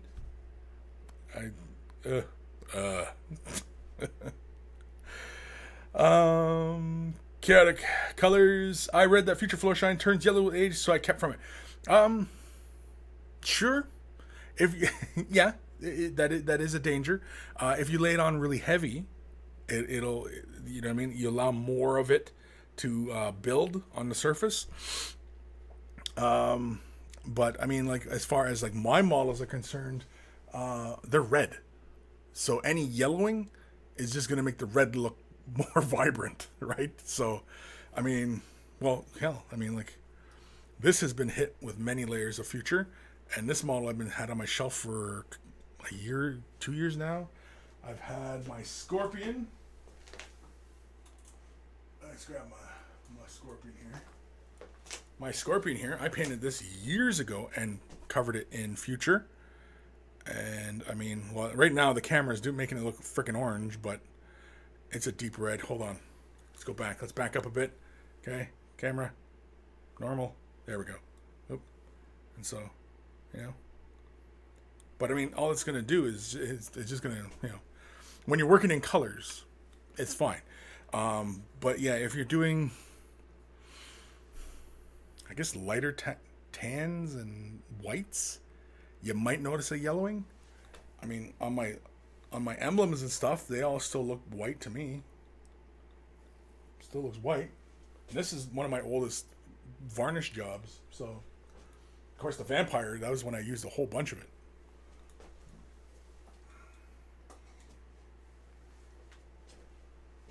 So, anyway, I prefer it. I mean, if you don't want to use it, feel free not to use it, I like Minotaurs is good, Vallejos is good, so you're good with any of those too as well.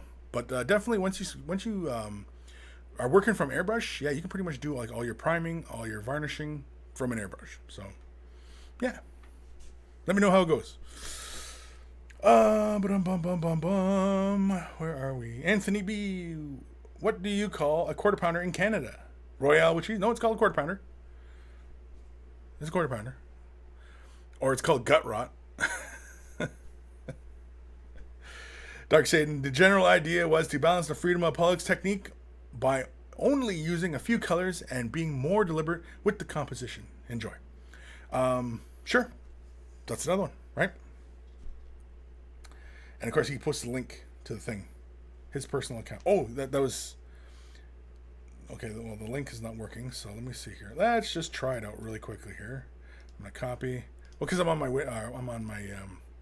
on the Mac, so I should be fine. Nope, that didn't bring me anything fun. I don't know what any of this is. No, I don't know where I am. No, I'm scared. No, I'm not going. Anyway. King 555 Kris, not for the week, is now a Warhammer meme channel. Yeah, is it a meme channel now? Okay, sure, it's not for the week, right? So it's not for the week. I don't know why I picked that name for that channel, not for the week, but oh yeah, we got a whole crap ton of memes going on. Jeez Louise, join chaos, we have dudes with issues. I like the one of the Kristen E posted to the Nurgle Demon Lord. I'm not posting it on this here, but it's WTF am I reading? That's funny. Where am I? John Redcorn. Greetings, Chris. Quick question. Will we ever see you paint Gundam models? And also, what is the great name brand airbrushing thinking about investing in one? Whoa, what? Will we ever see me painting Gundam? We will see me painting Gundam. Are you going to see it tomorrow? No. In the future? Yeah. Also, what is a great name brand airbrush thinking about investing in one? I like Badger. But it really kind of depends, I guess, where you are situated on this planet as towards like the availability, because I know like it seems like a lot of European viewers like Awada and Pache. Personally, I use and have been using Badger. The Patriot 105, it is a great brush. It's a very, it often gets quoted as being utilitarian. It's a utility kind of brush. It can kind of do everything. And it does. It is satisfactorily done all my jobs, or most of my jobs, being priming, varnishing, base coating, even some effects, even some tight nook and cranny type work. Yeah, it's done it all. So the Patriot 105, for my money, is a good brush. Of course, one thing I would recommend though is if you're ordering one, is get yourself one. Get yourself the high roller trigger. See the trigger here? This is not the standard trigger on the brush. Now, of course, there is the Patriot Extreme, which automatically comes with this brush. You could also invest in that one. From my understanding, that one it's like a great step up from this guy. I've not used it myself, mainly because it has 3 different features. It also has airflow control under the nozzle here, and there was something else. There was another third feature to it. I can't remember now. But anyway, if you're going to get yourself a Patriot 105, because I'm sure the prices on these guys have come down quite a bit, get yourself a high roller trigger. They just cost just a couple bucks. And this if you got big mitts, like big hands, this really, really helps, because before your finger is like this working the trigger, and you kind of cramp up here in the hand. Whereas now with the high roller, see, the hand is in a much more relaxed position, and this is way more comfortable. You also get a larger fulcrum of control when moving the trigger back. So anybody who has Badger brushes and you have not switched over to using high roller triggers, oh, definitely. Because I also have one on my Chrome as well, my Renegade. I also have a high roller on here as well. Again, greater control. Again, because see how your hand is much more relaxed here, and so yeah. Definitely pick those up. Yeah, so John, hopefully that helps. I like Badger. North America, Badger's American. So if you're in the States, I'm sure you can find these things everywhere. In Canada, we can find them everywhere. So, and of course, Badger also produces Minotaur paint line, which color matches pretty good for Citadel colors, and they're good value for how much paint you get. You got a lot of paint in per bottle. And they also have the ghost tints, which is right here, ghost tints, Minotaur ghost tints. And if you've watched any of the quick tips and stuff like that, you've probably seen me use these a few times to create really fun metallic effects. Even great for just tinting colors and bringing value changes and stuff like that. Fantastic stuff. Of course, you have to seal after using it, though. That's one big thing you have to watch for with it. But otherwise, it's good stuff. Anyway, where are we?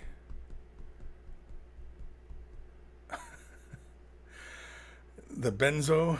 Get me a mic and I'll pronounce it right. Okay, get him a mic. Somebody. Emperor's Champion. Who's riding a canoe? What? Who's riding a canoe? Who the hell's riding a canoe? What the hell are we talking about? Lord Krabby. Finished my Primaris captain and I'm done with my batch of Primaris. Very cool.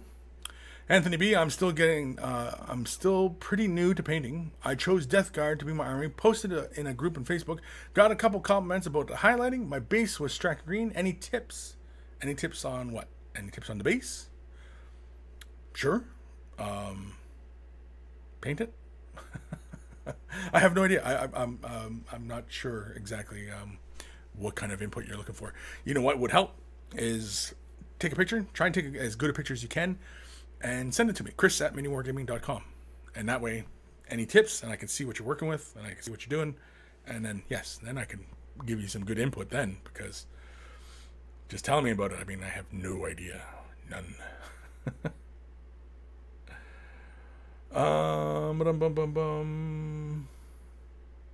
Chaotic colors. I'm disappointed. Live in Japan, but haven't had a Gundam commission yet. Guess Tau will have to do. Tau pale in comparison to the Gundams. I mean, but Gundams are different though, because I mean, like they're multi-pose stuff, whereas Tau is kind of you know, it's kind of stiff.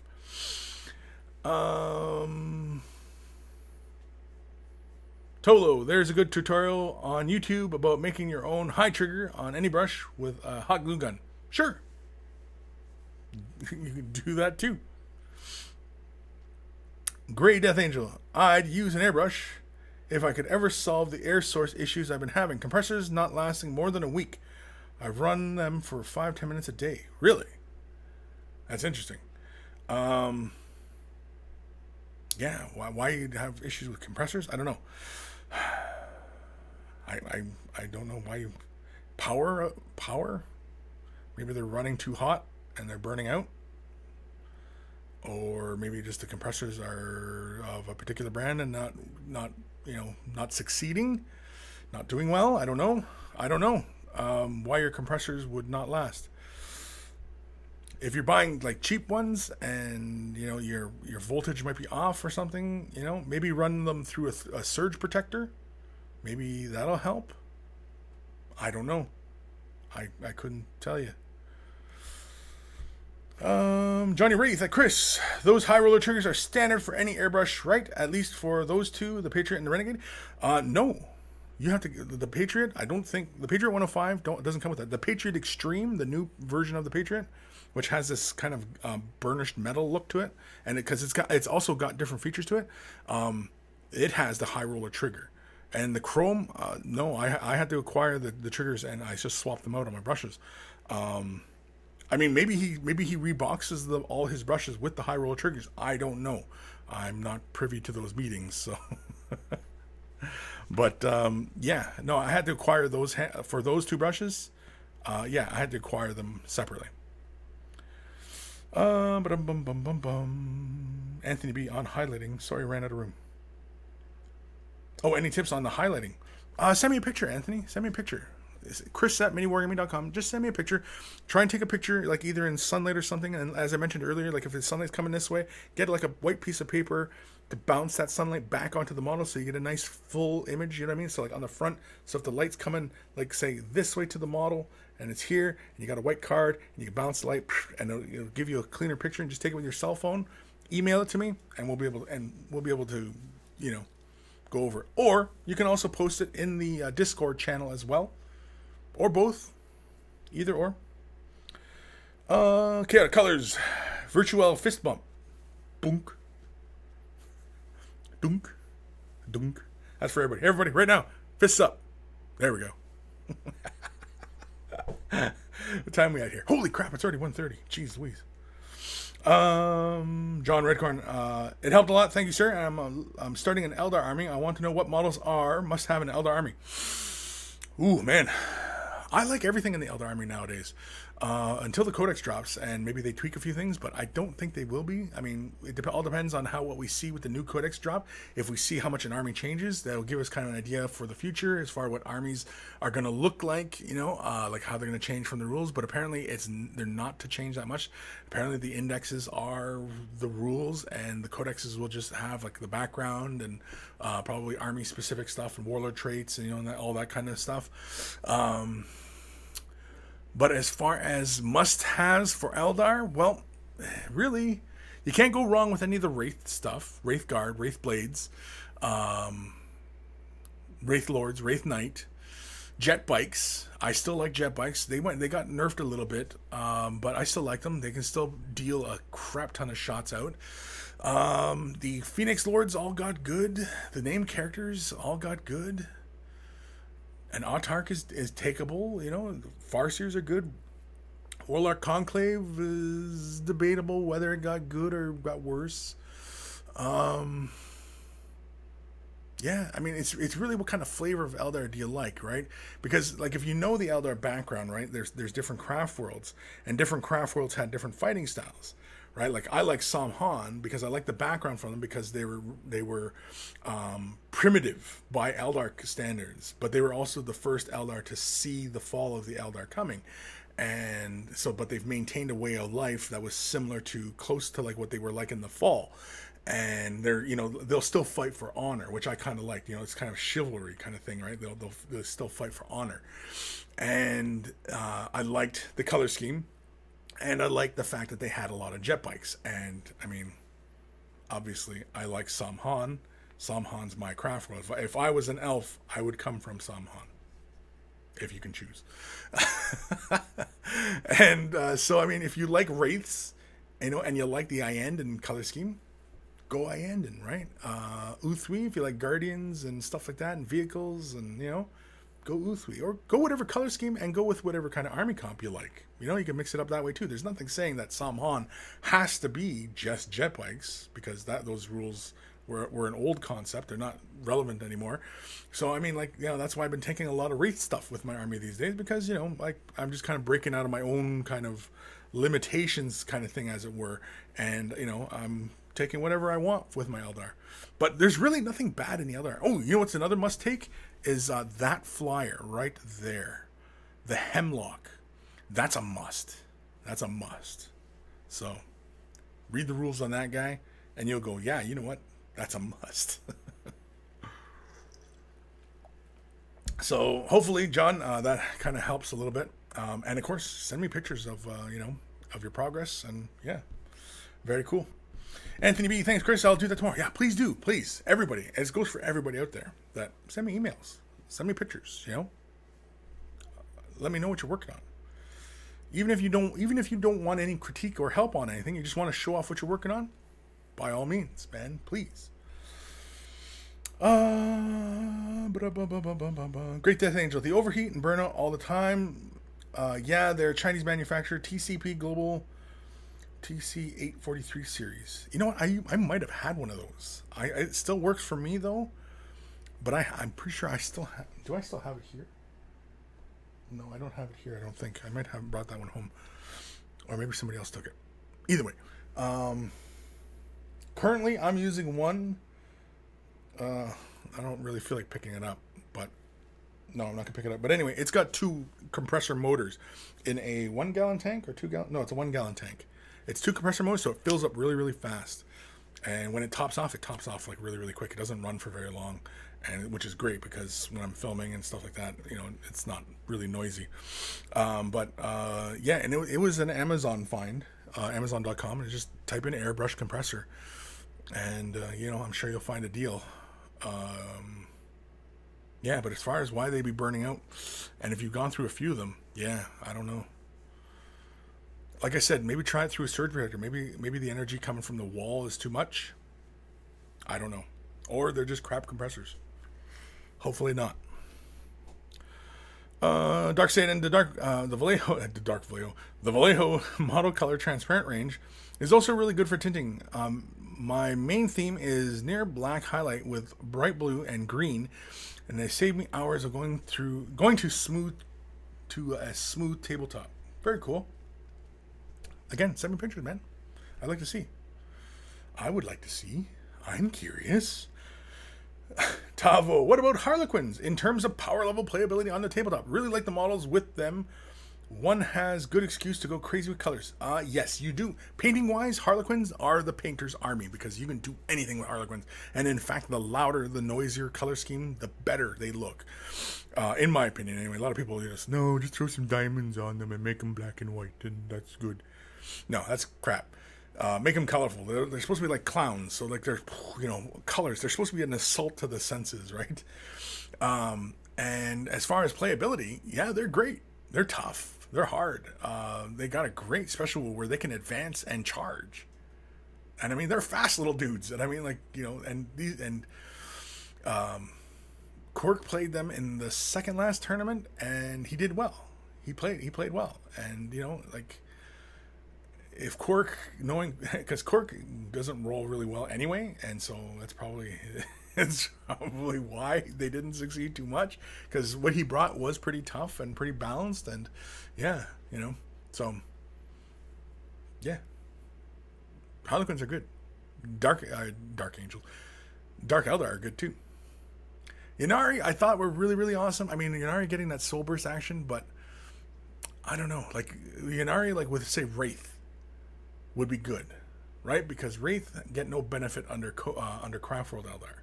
So, taking them under Ynnari lists would be beneficial. Basically, anybody who doesn't get benefit from Bladestorm or Battle Focus or anything like that, yeah, they would do well in an Ynnari list because they don't have any other benefits to the army other than being part of that army. And, yeah. It was a lot more fun when I was working from the premise that they could use each other's transports, but not so much. And of course, they fixed it so that they can't soul burst from a destroyed vehicle. They also factor that one as well, which was kind of crap too. But oh well, what are you gonna do? Anywho,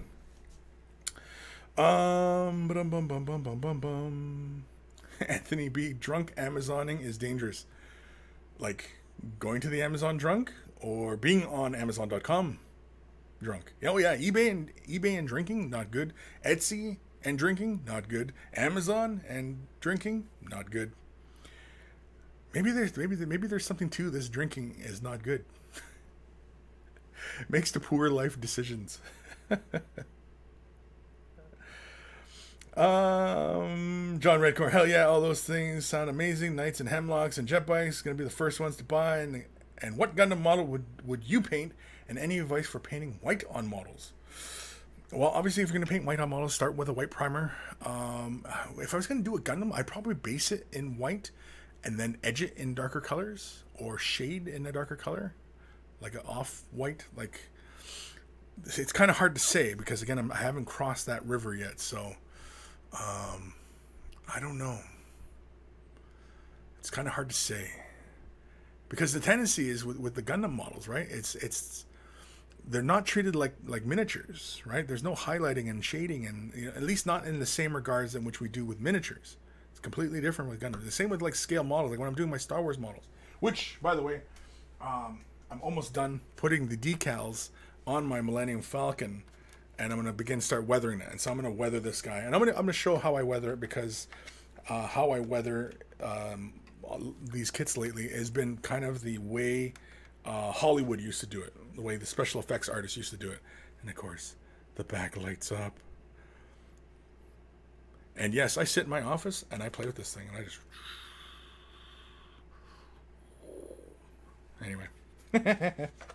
So yeah, so he's almost ready to go. Finally, sitting on my shelf for ages. I've been in this real kick lately of just working on projects that I have had sitting on my desk for too long.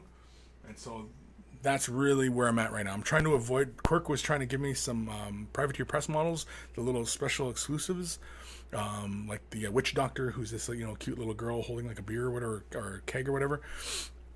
Really want the model, but I don't have any time for it, And so, yeah, I've been in the mood lately to just finish what I've got on my table right now, and that's what I've been trying to do. And so, yeah,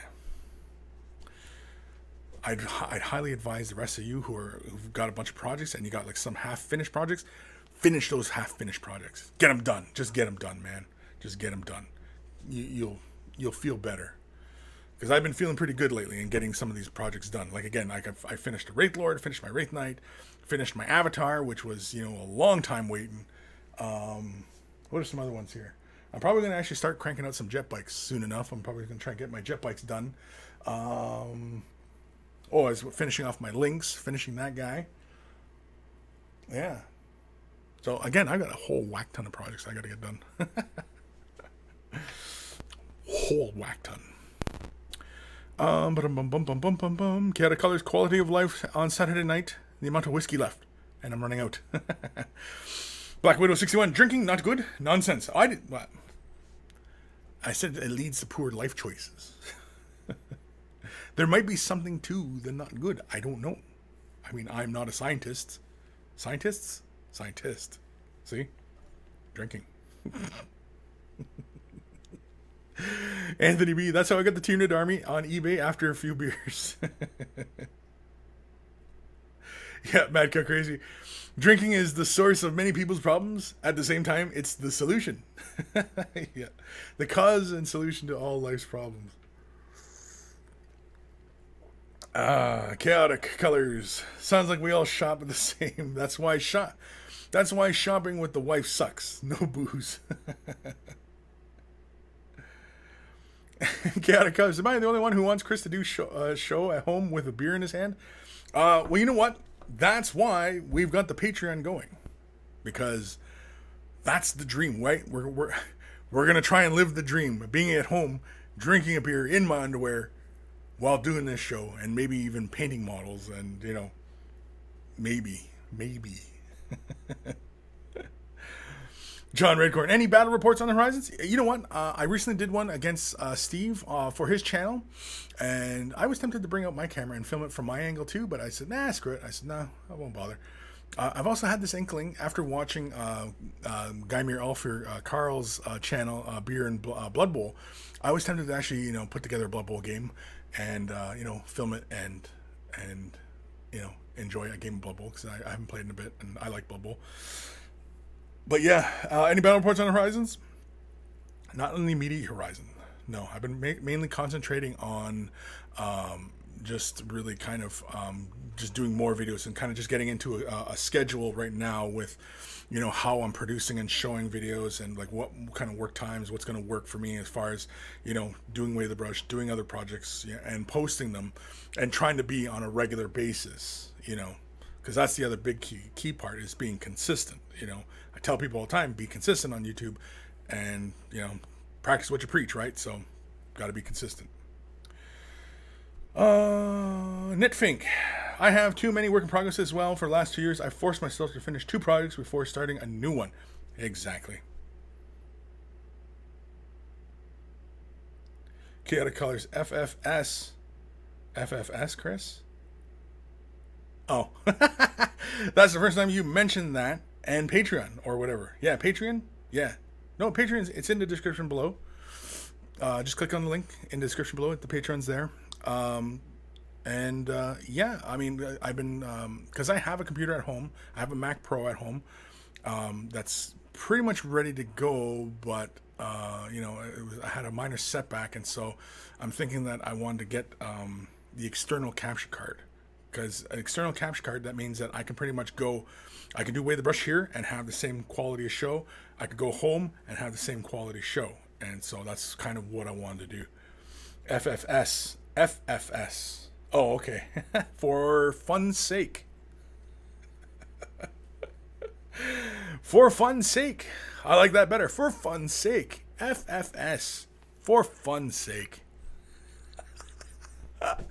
I wonder if I could get Matt to use that one, that acronym. For fun's sake.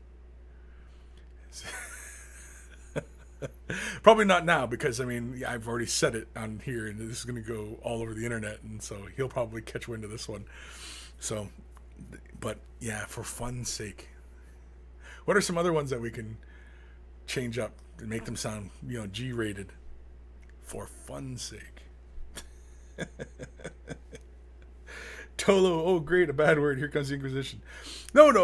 It's just because, I mean, like, I like to keep this relatively safe. I mean, you guys can write it all you like. I mean, you know, I'm not censorship. You can write whatever you like. But as I self-censor because, you know, I want to have the broadest appeal, and so I want people to be able to enjoy this wherever they are and not listen to a bunch of crude language, because I could just as easily give you a show of nothing but crude language, because anybody who's met me in real life knows that I use more colorful words as I speak. So, yeah. And in fact, every time, you know what? Every time I do Wave the Brush, because I have to censor myself. Remember the episode of Simpsons where Homer was repressing his rage and he'd get the little bump pop up on him? Yeah, that's kind of like what happens when I'm like trying to use some self control. It's like and boop, a little bump pops up. It's like stick that back in there. Canada Colors, finger you. Yeah. No, but like what like for WTF though? Like what the fun? Like what the fire truck? Yeah, you know.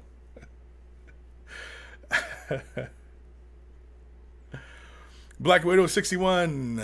I finally caught the Steve versus Kris battle report this week. It was truly amazing. Well, thank you.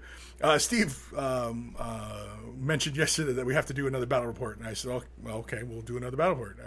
When? I don't know, but yeah, we're gonna do one right away because Steve is, you know, he's really he's really fired up to get his stuff, you know, to keep making videos for his channel, which is awesome for everybody, you know, because you know people really like Steve, and so you know. It's great that he's giving more for, you know, his fans, and you know, I'm sure everybody loves that, and of course, you know, I mean, I like it. It's good, you know, because that way he can do his own brand of stuff, and he can do things the way he wants, and you know, which is fun. Chaotic Color, WTF? Why the fuss? Yeah, there we go. Why the fuss? Why the fuss? Yeah, that's perfect actually.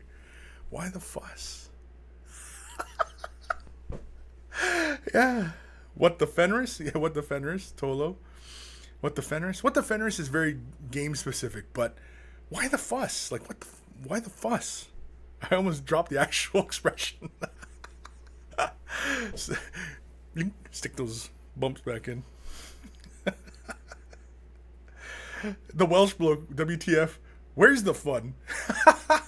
Where's the fun? Where's the fun? Kevin Lemmeter. What the fruitcake? What the flop? Dark Commission? What the flop? What the fruitcake? Chaotic Colors, WTF? Where's the friggin' brush? Where's the friggin'? Well, friggin's pretty close to, you know, the actual expression, right? So, I don't know. Doran Jr. Steve's shows are always in mountain time. On that note, you ruined the show. You ruined it for everybody. You killed it. The day laughter died.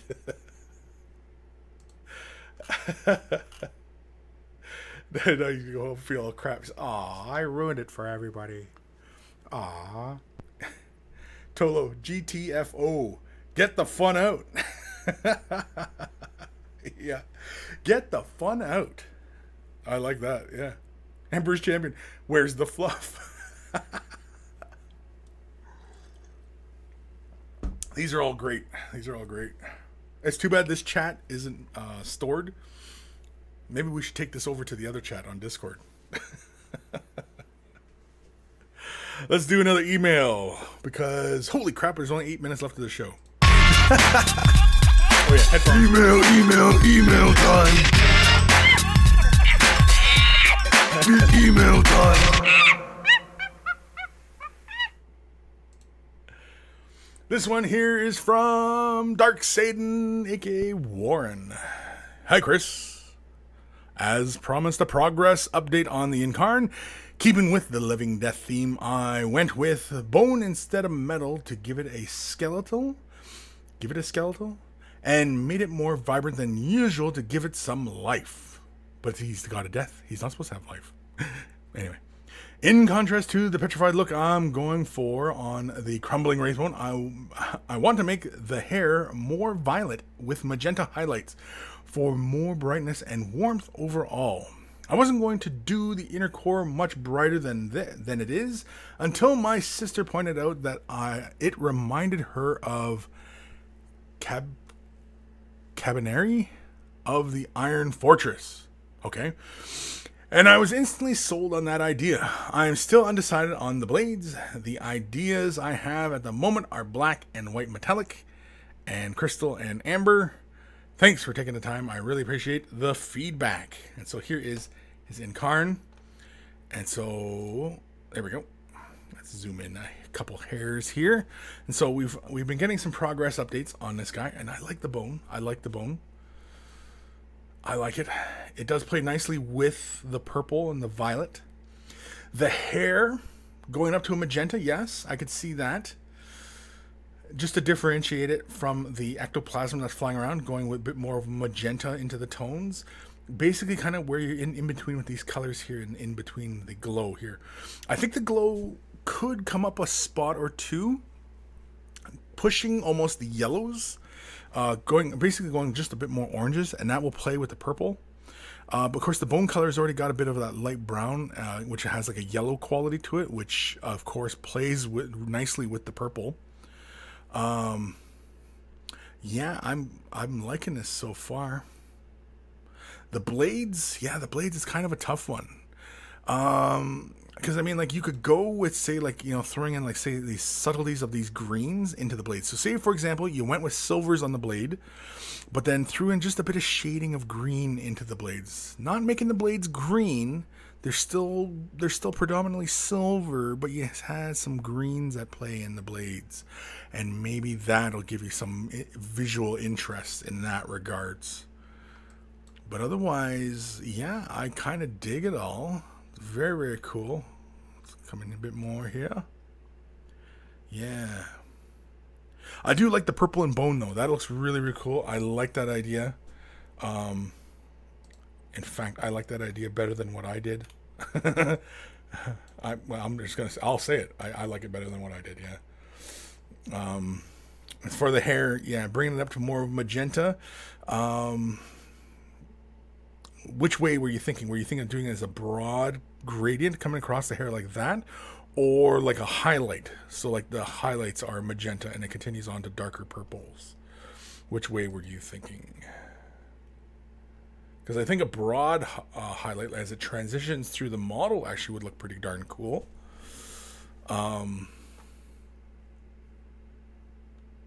Yeah. Overall, I like it. Honestly, though, I don't know if you really need this green in here. I think it could be more this blue and the purple fading. The green feels out of place because once you assemble this model, really, like, there's not going to be a lot of green on the model. And so this big green piece kind of feels out of place. I mean, I don't know if you feel the same way, but like, looking at everything, you know what I mean? Like, I really like how that blue comes in and then it transitions out. And I mean, like, on the Incarn himself or herself or itself, you know, there's no green at play. Now, like I said, like, you could throw a little bit of green into the blades, but that's just to bring some visual interest to him. It was to help kind of tie in this green over here, but really this green is not necessary. And it feels a bit busy as far as colors are concerned. Is it possible to bring this into the blues like you've done on the bottom side over here? Is that a possibility?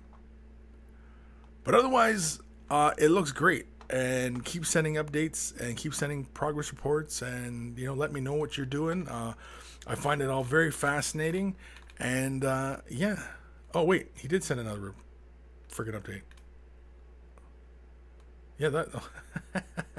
Okay, hold on. There is more. I'm an idiot. Hope you're doing well. I finished up the Incarn a while ago. Oh, he finished it. Okay. Here, there are a few things I could do to touch up later on. Nonetheless, I'm quite happy with how it turned out. Enjoy. And so, let's have a look. Okay, so he kept the green, obviously.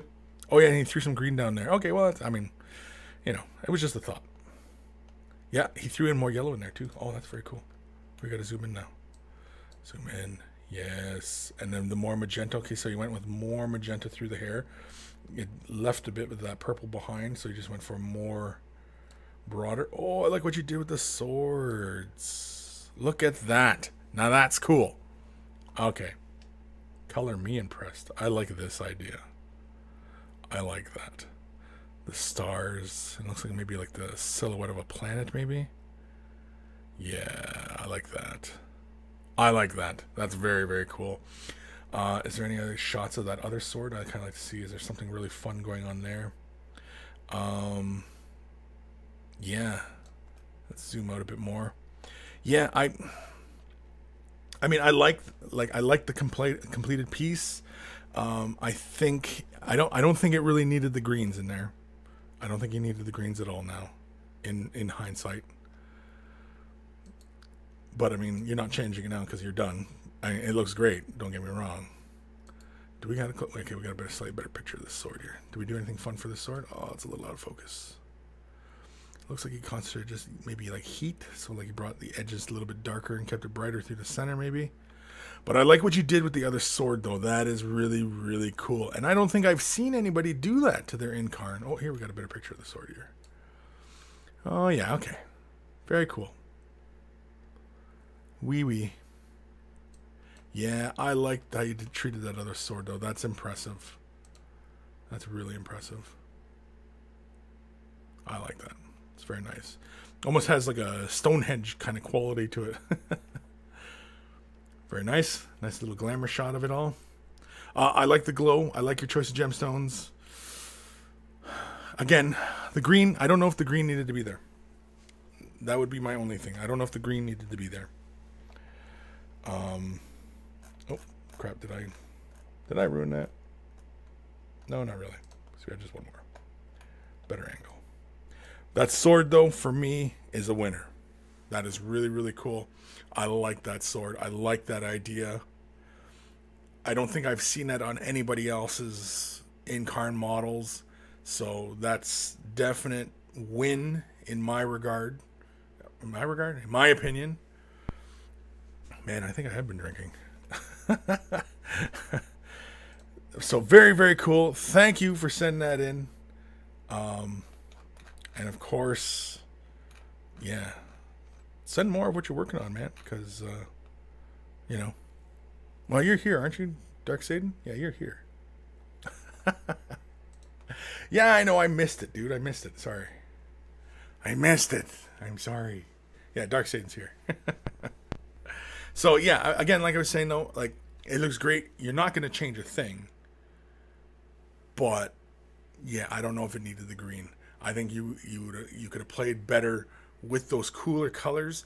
Having that warmer bone tones on the model would have played really nicely. The hair, you know, you could have brought that hair up almost to reds, or stayed entirely within magentas and brought it to lighter magentas, keeping the ectoplasm in the blue-purple ranges at play around the model would have worked just fine, because again, the heavy purple on the body, you know, was contrasted greatly with the bone color. And the swords, I love the swords. The swords are just awesome. So, awesome work. Regardless, awesome work. And, yeah. Where are we in these comments? I have no idea. I'm just seeing if there's anything else geared towards at me, because we are 2 minutes after 2, which means we are done. We're done. The Welsh bloke, such a creative idea. Yes, it was a creative idea. What? The sword? Yeah, that sword was an awesome idea. I think that's fantastic. In fact, I may borrow it. Maybe. Who knows? Probably not. But I liked it. I thought that was awesome. That's the kind of stuff that when you're doing like commission type or a competition type painting, that's the kind of crap that, you know, impresses judges and things like that. And so if you're going to go around to like local painting competitions and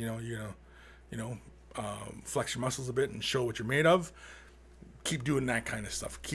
Stay outside the box. Stay with that outside the box thinking, because that kind of stuff always impresses.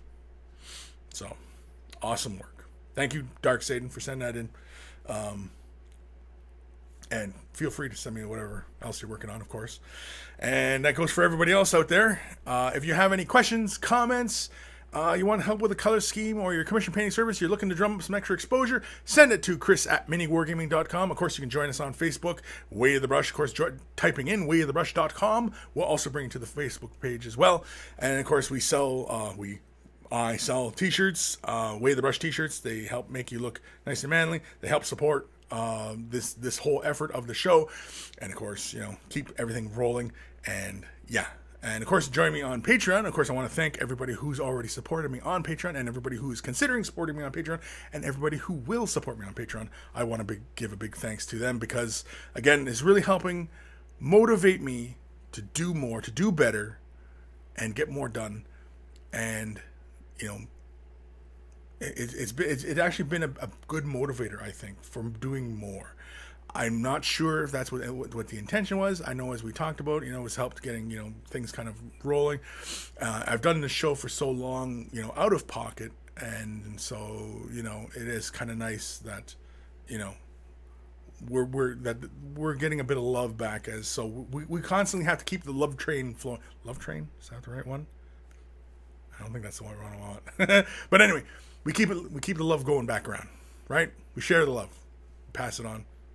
And, you know, this is supposed to be a hobby that we're all supposed to love and enjoy. And, I mean, we're all supposed to love life. So, it's awesome that people want to help and support. And so, thank you.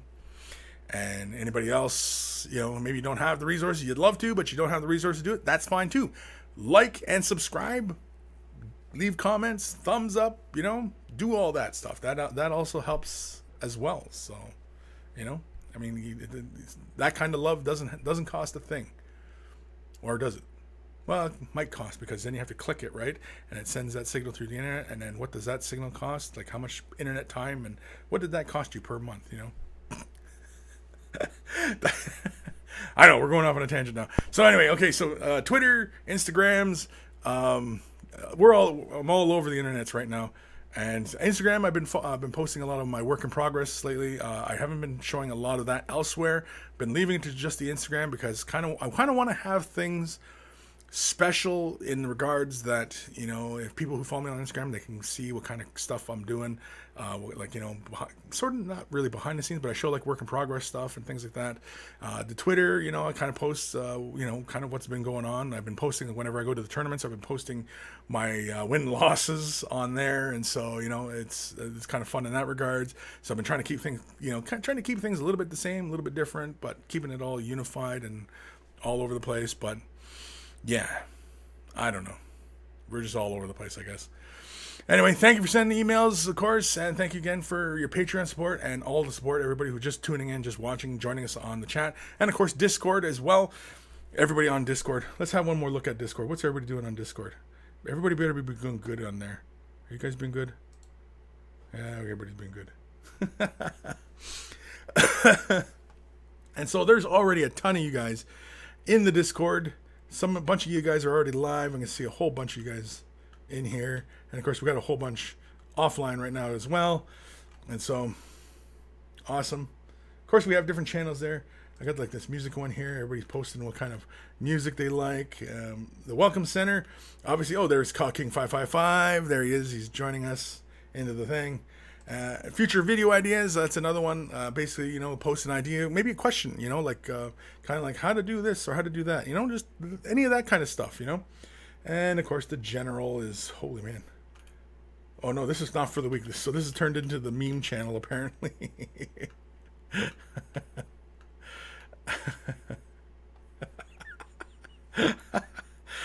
Oh, man. Yeah, there's all sorts of crazy crap in here. And so, yeah. Dr. Xantu, Zine should be praised. So, again... I've been on Discord for a bit here, and, you know, I have Discord. Discord is a Welsh bloke is asking, what's Discord? Discord is a chat and voice program. It works on many platforms, and you know, we can text, like we can talk each other like on chat, like just regular text chatting, or we can voice chat. And again, as I mentioned, I've gone into the voice chat many times, talk with people, and, you know, just talk life or ask questions or, you know, whatever. I mean, I keep it up all the time. It's up all the time, and, you know, so feel free to post whatever. Talk to anybody. I mean, all the monkeys there, you know, I mean, just way to make friends, I guess. So take care of your brushes. They'll take care of you, and I will see you guys next week. Next week? Yeah, next week, I think. Yeah, there's another tournament next week, I think, but I think it's on the Sunday. Or maybe it's a Saturday. I don't know. But either way, take care of your brushes. They'll take care of you. And I will see you guys in the next exciting episode of Way of the Brush. With me as your host, Start some sort of loop.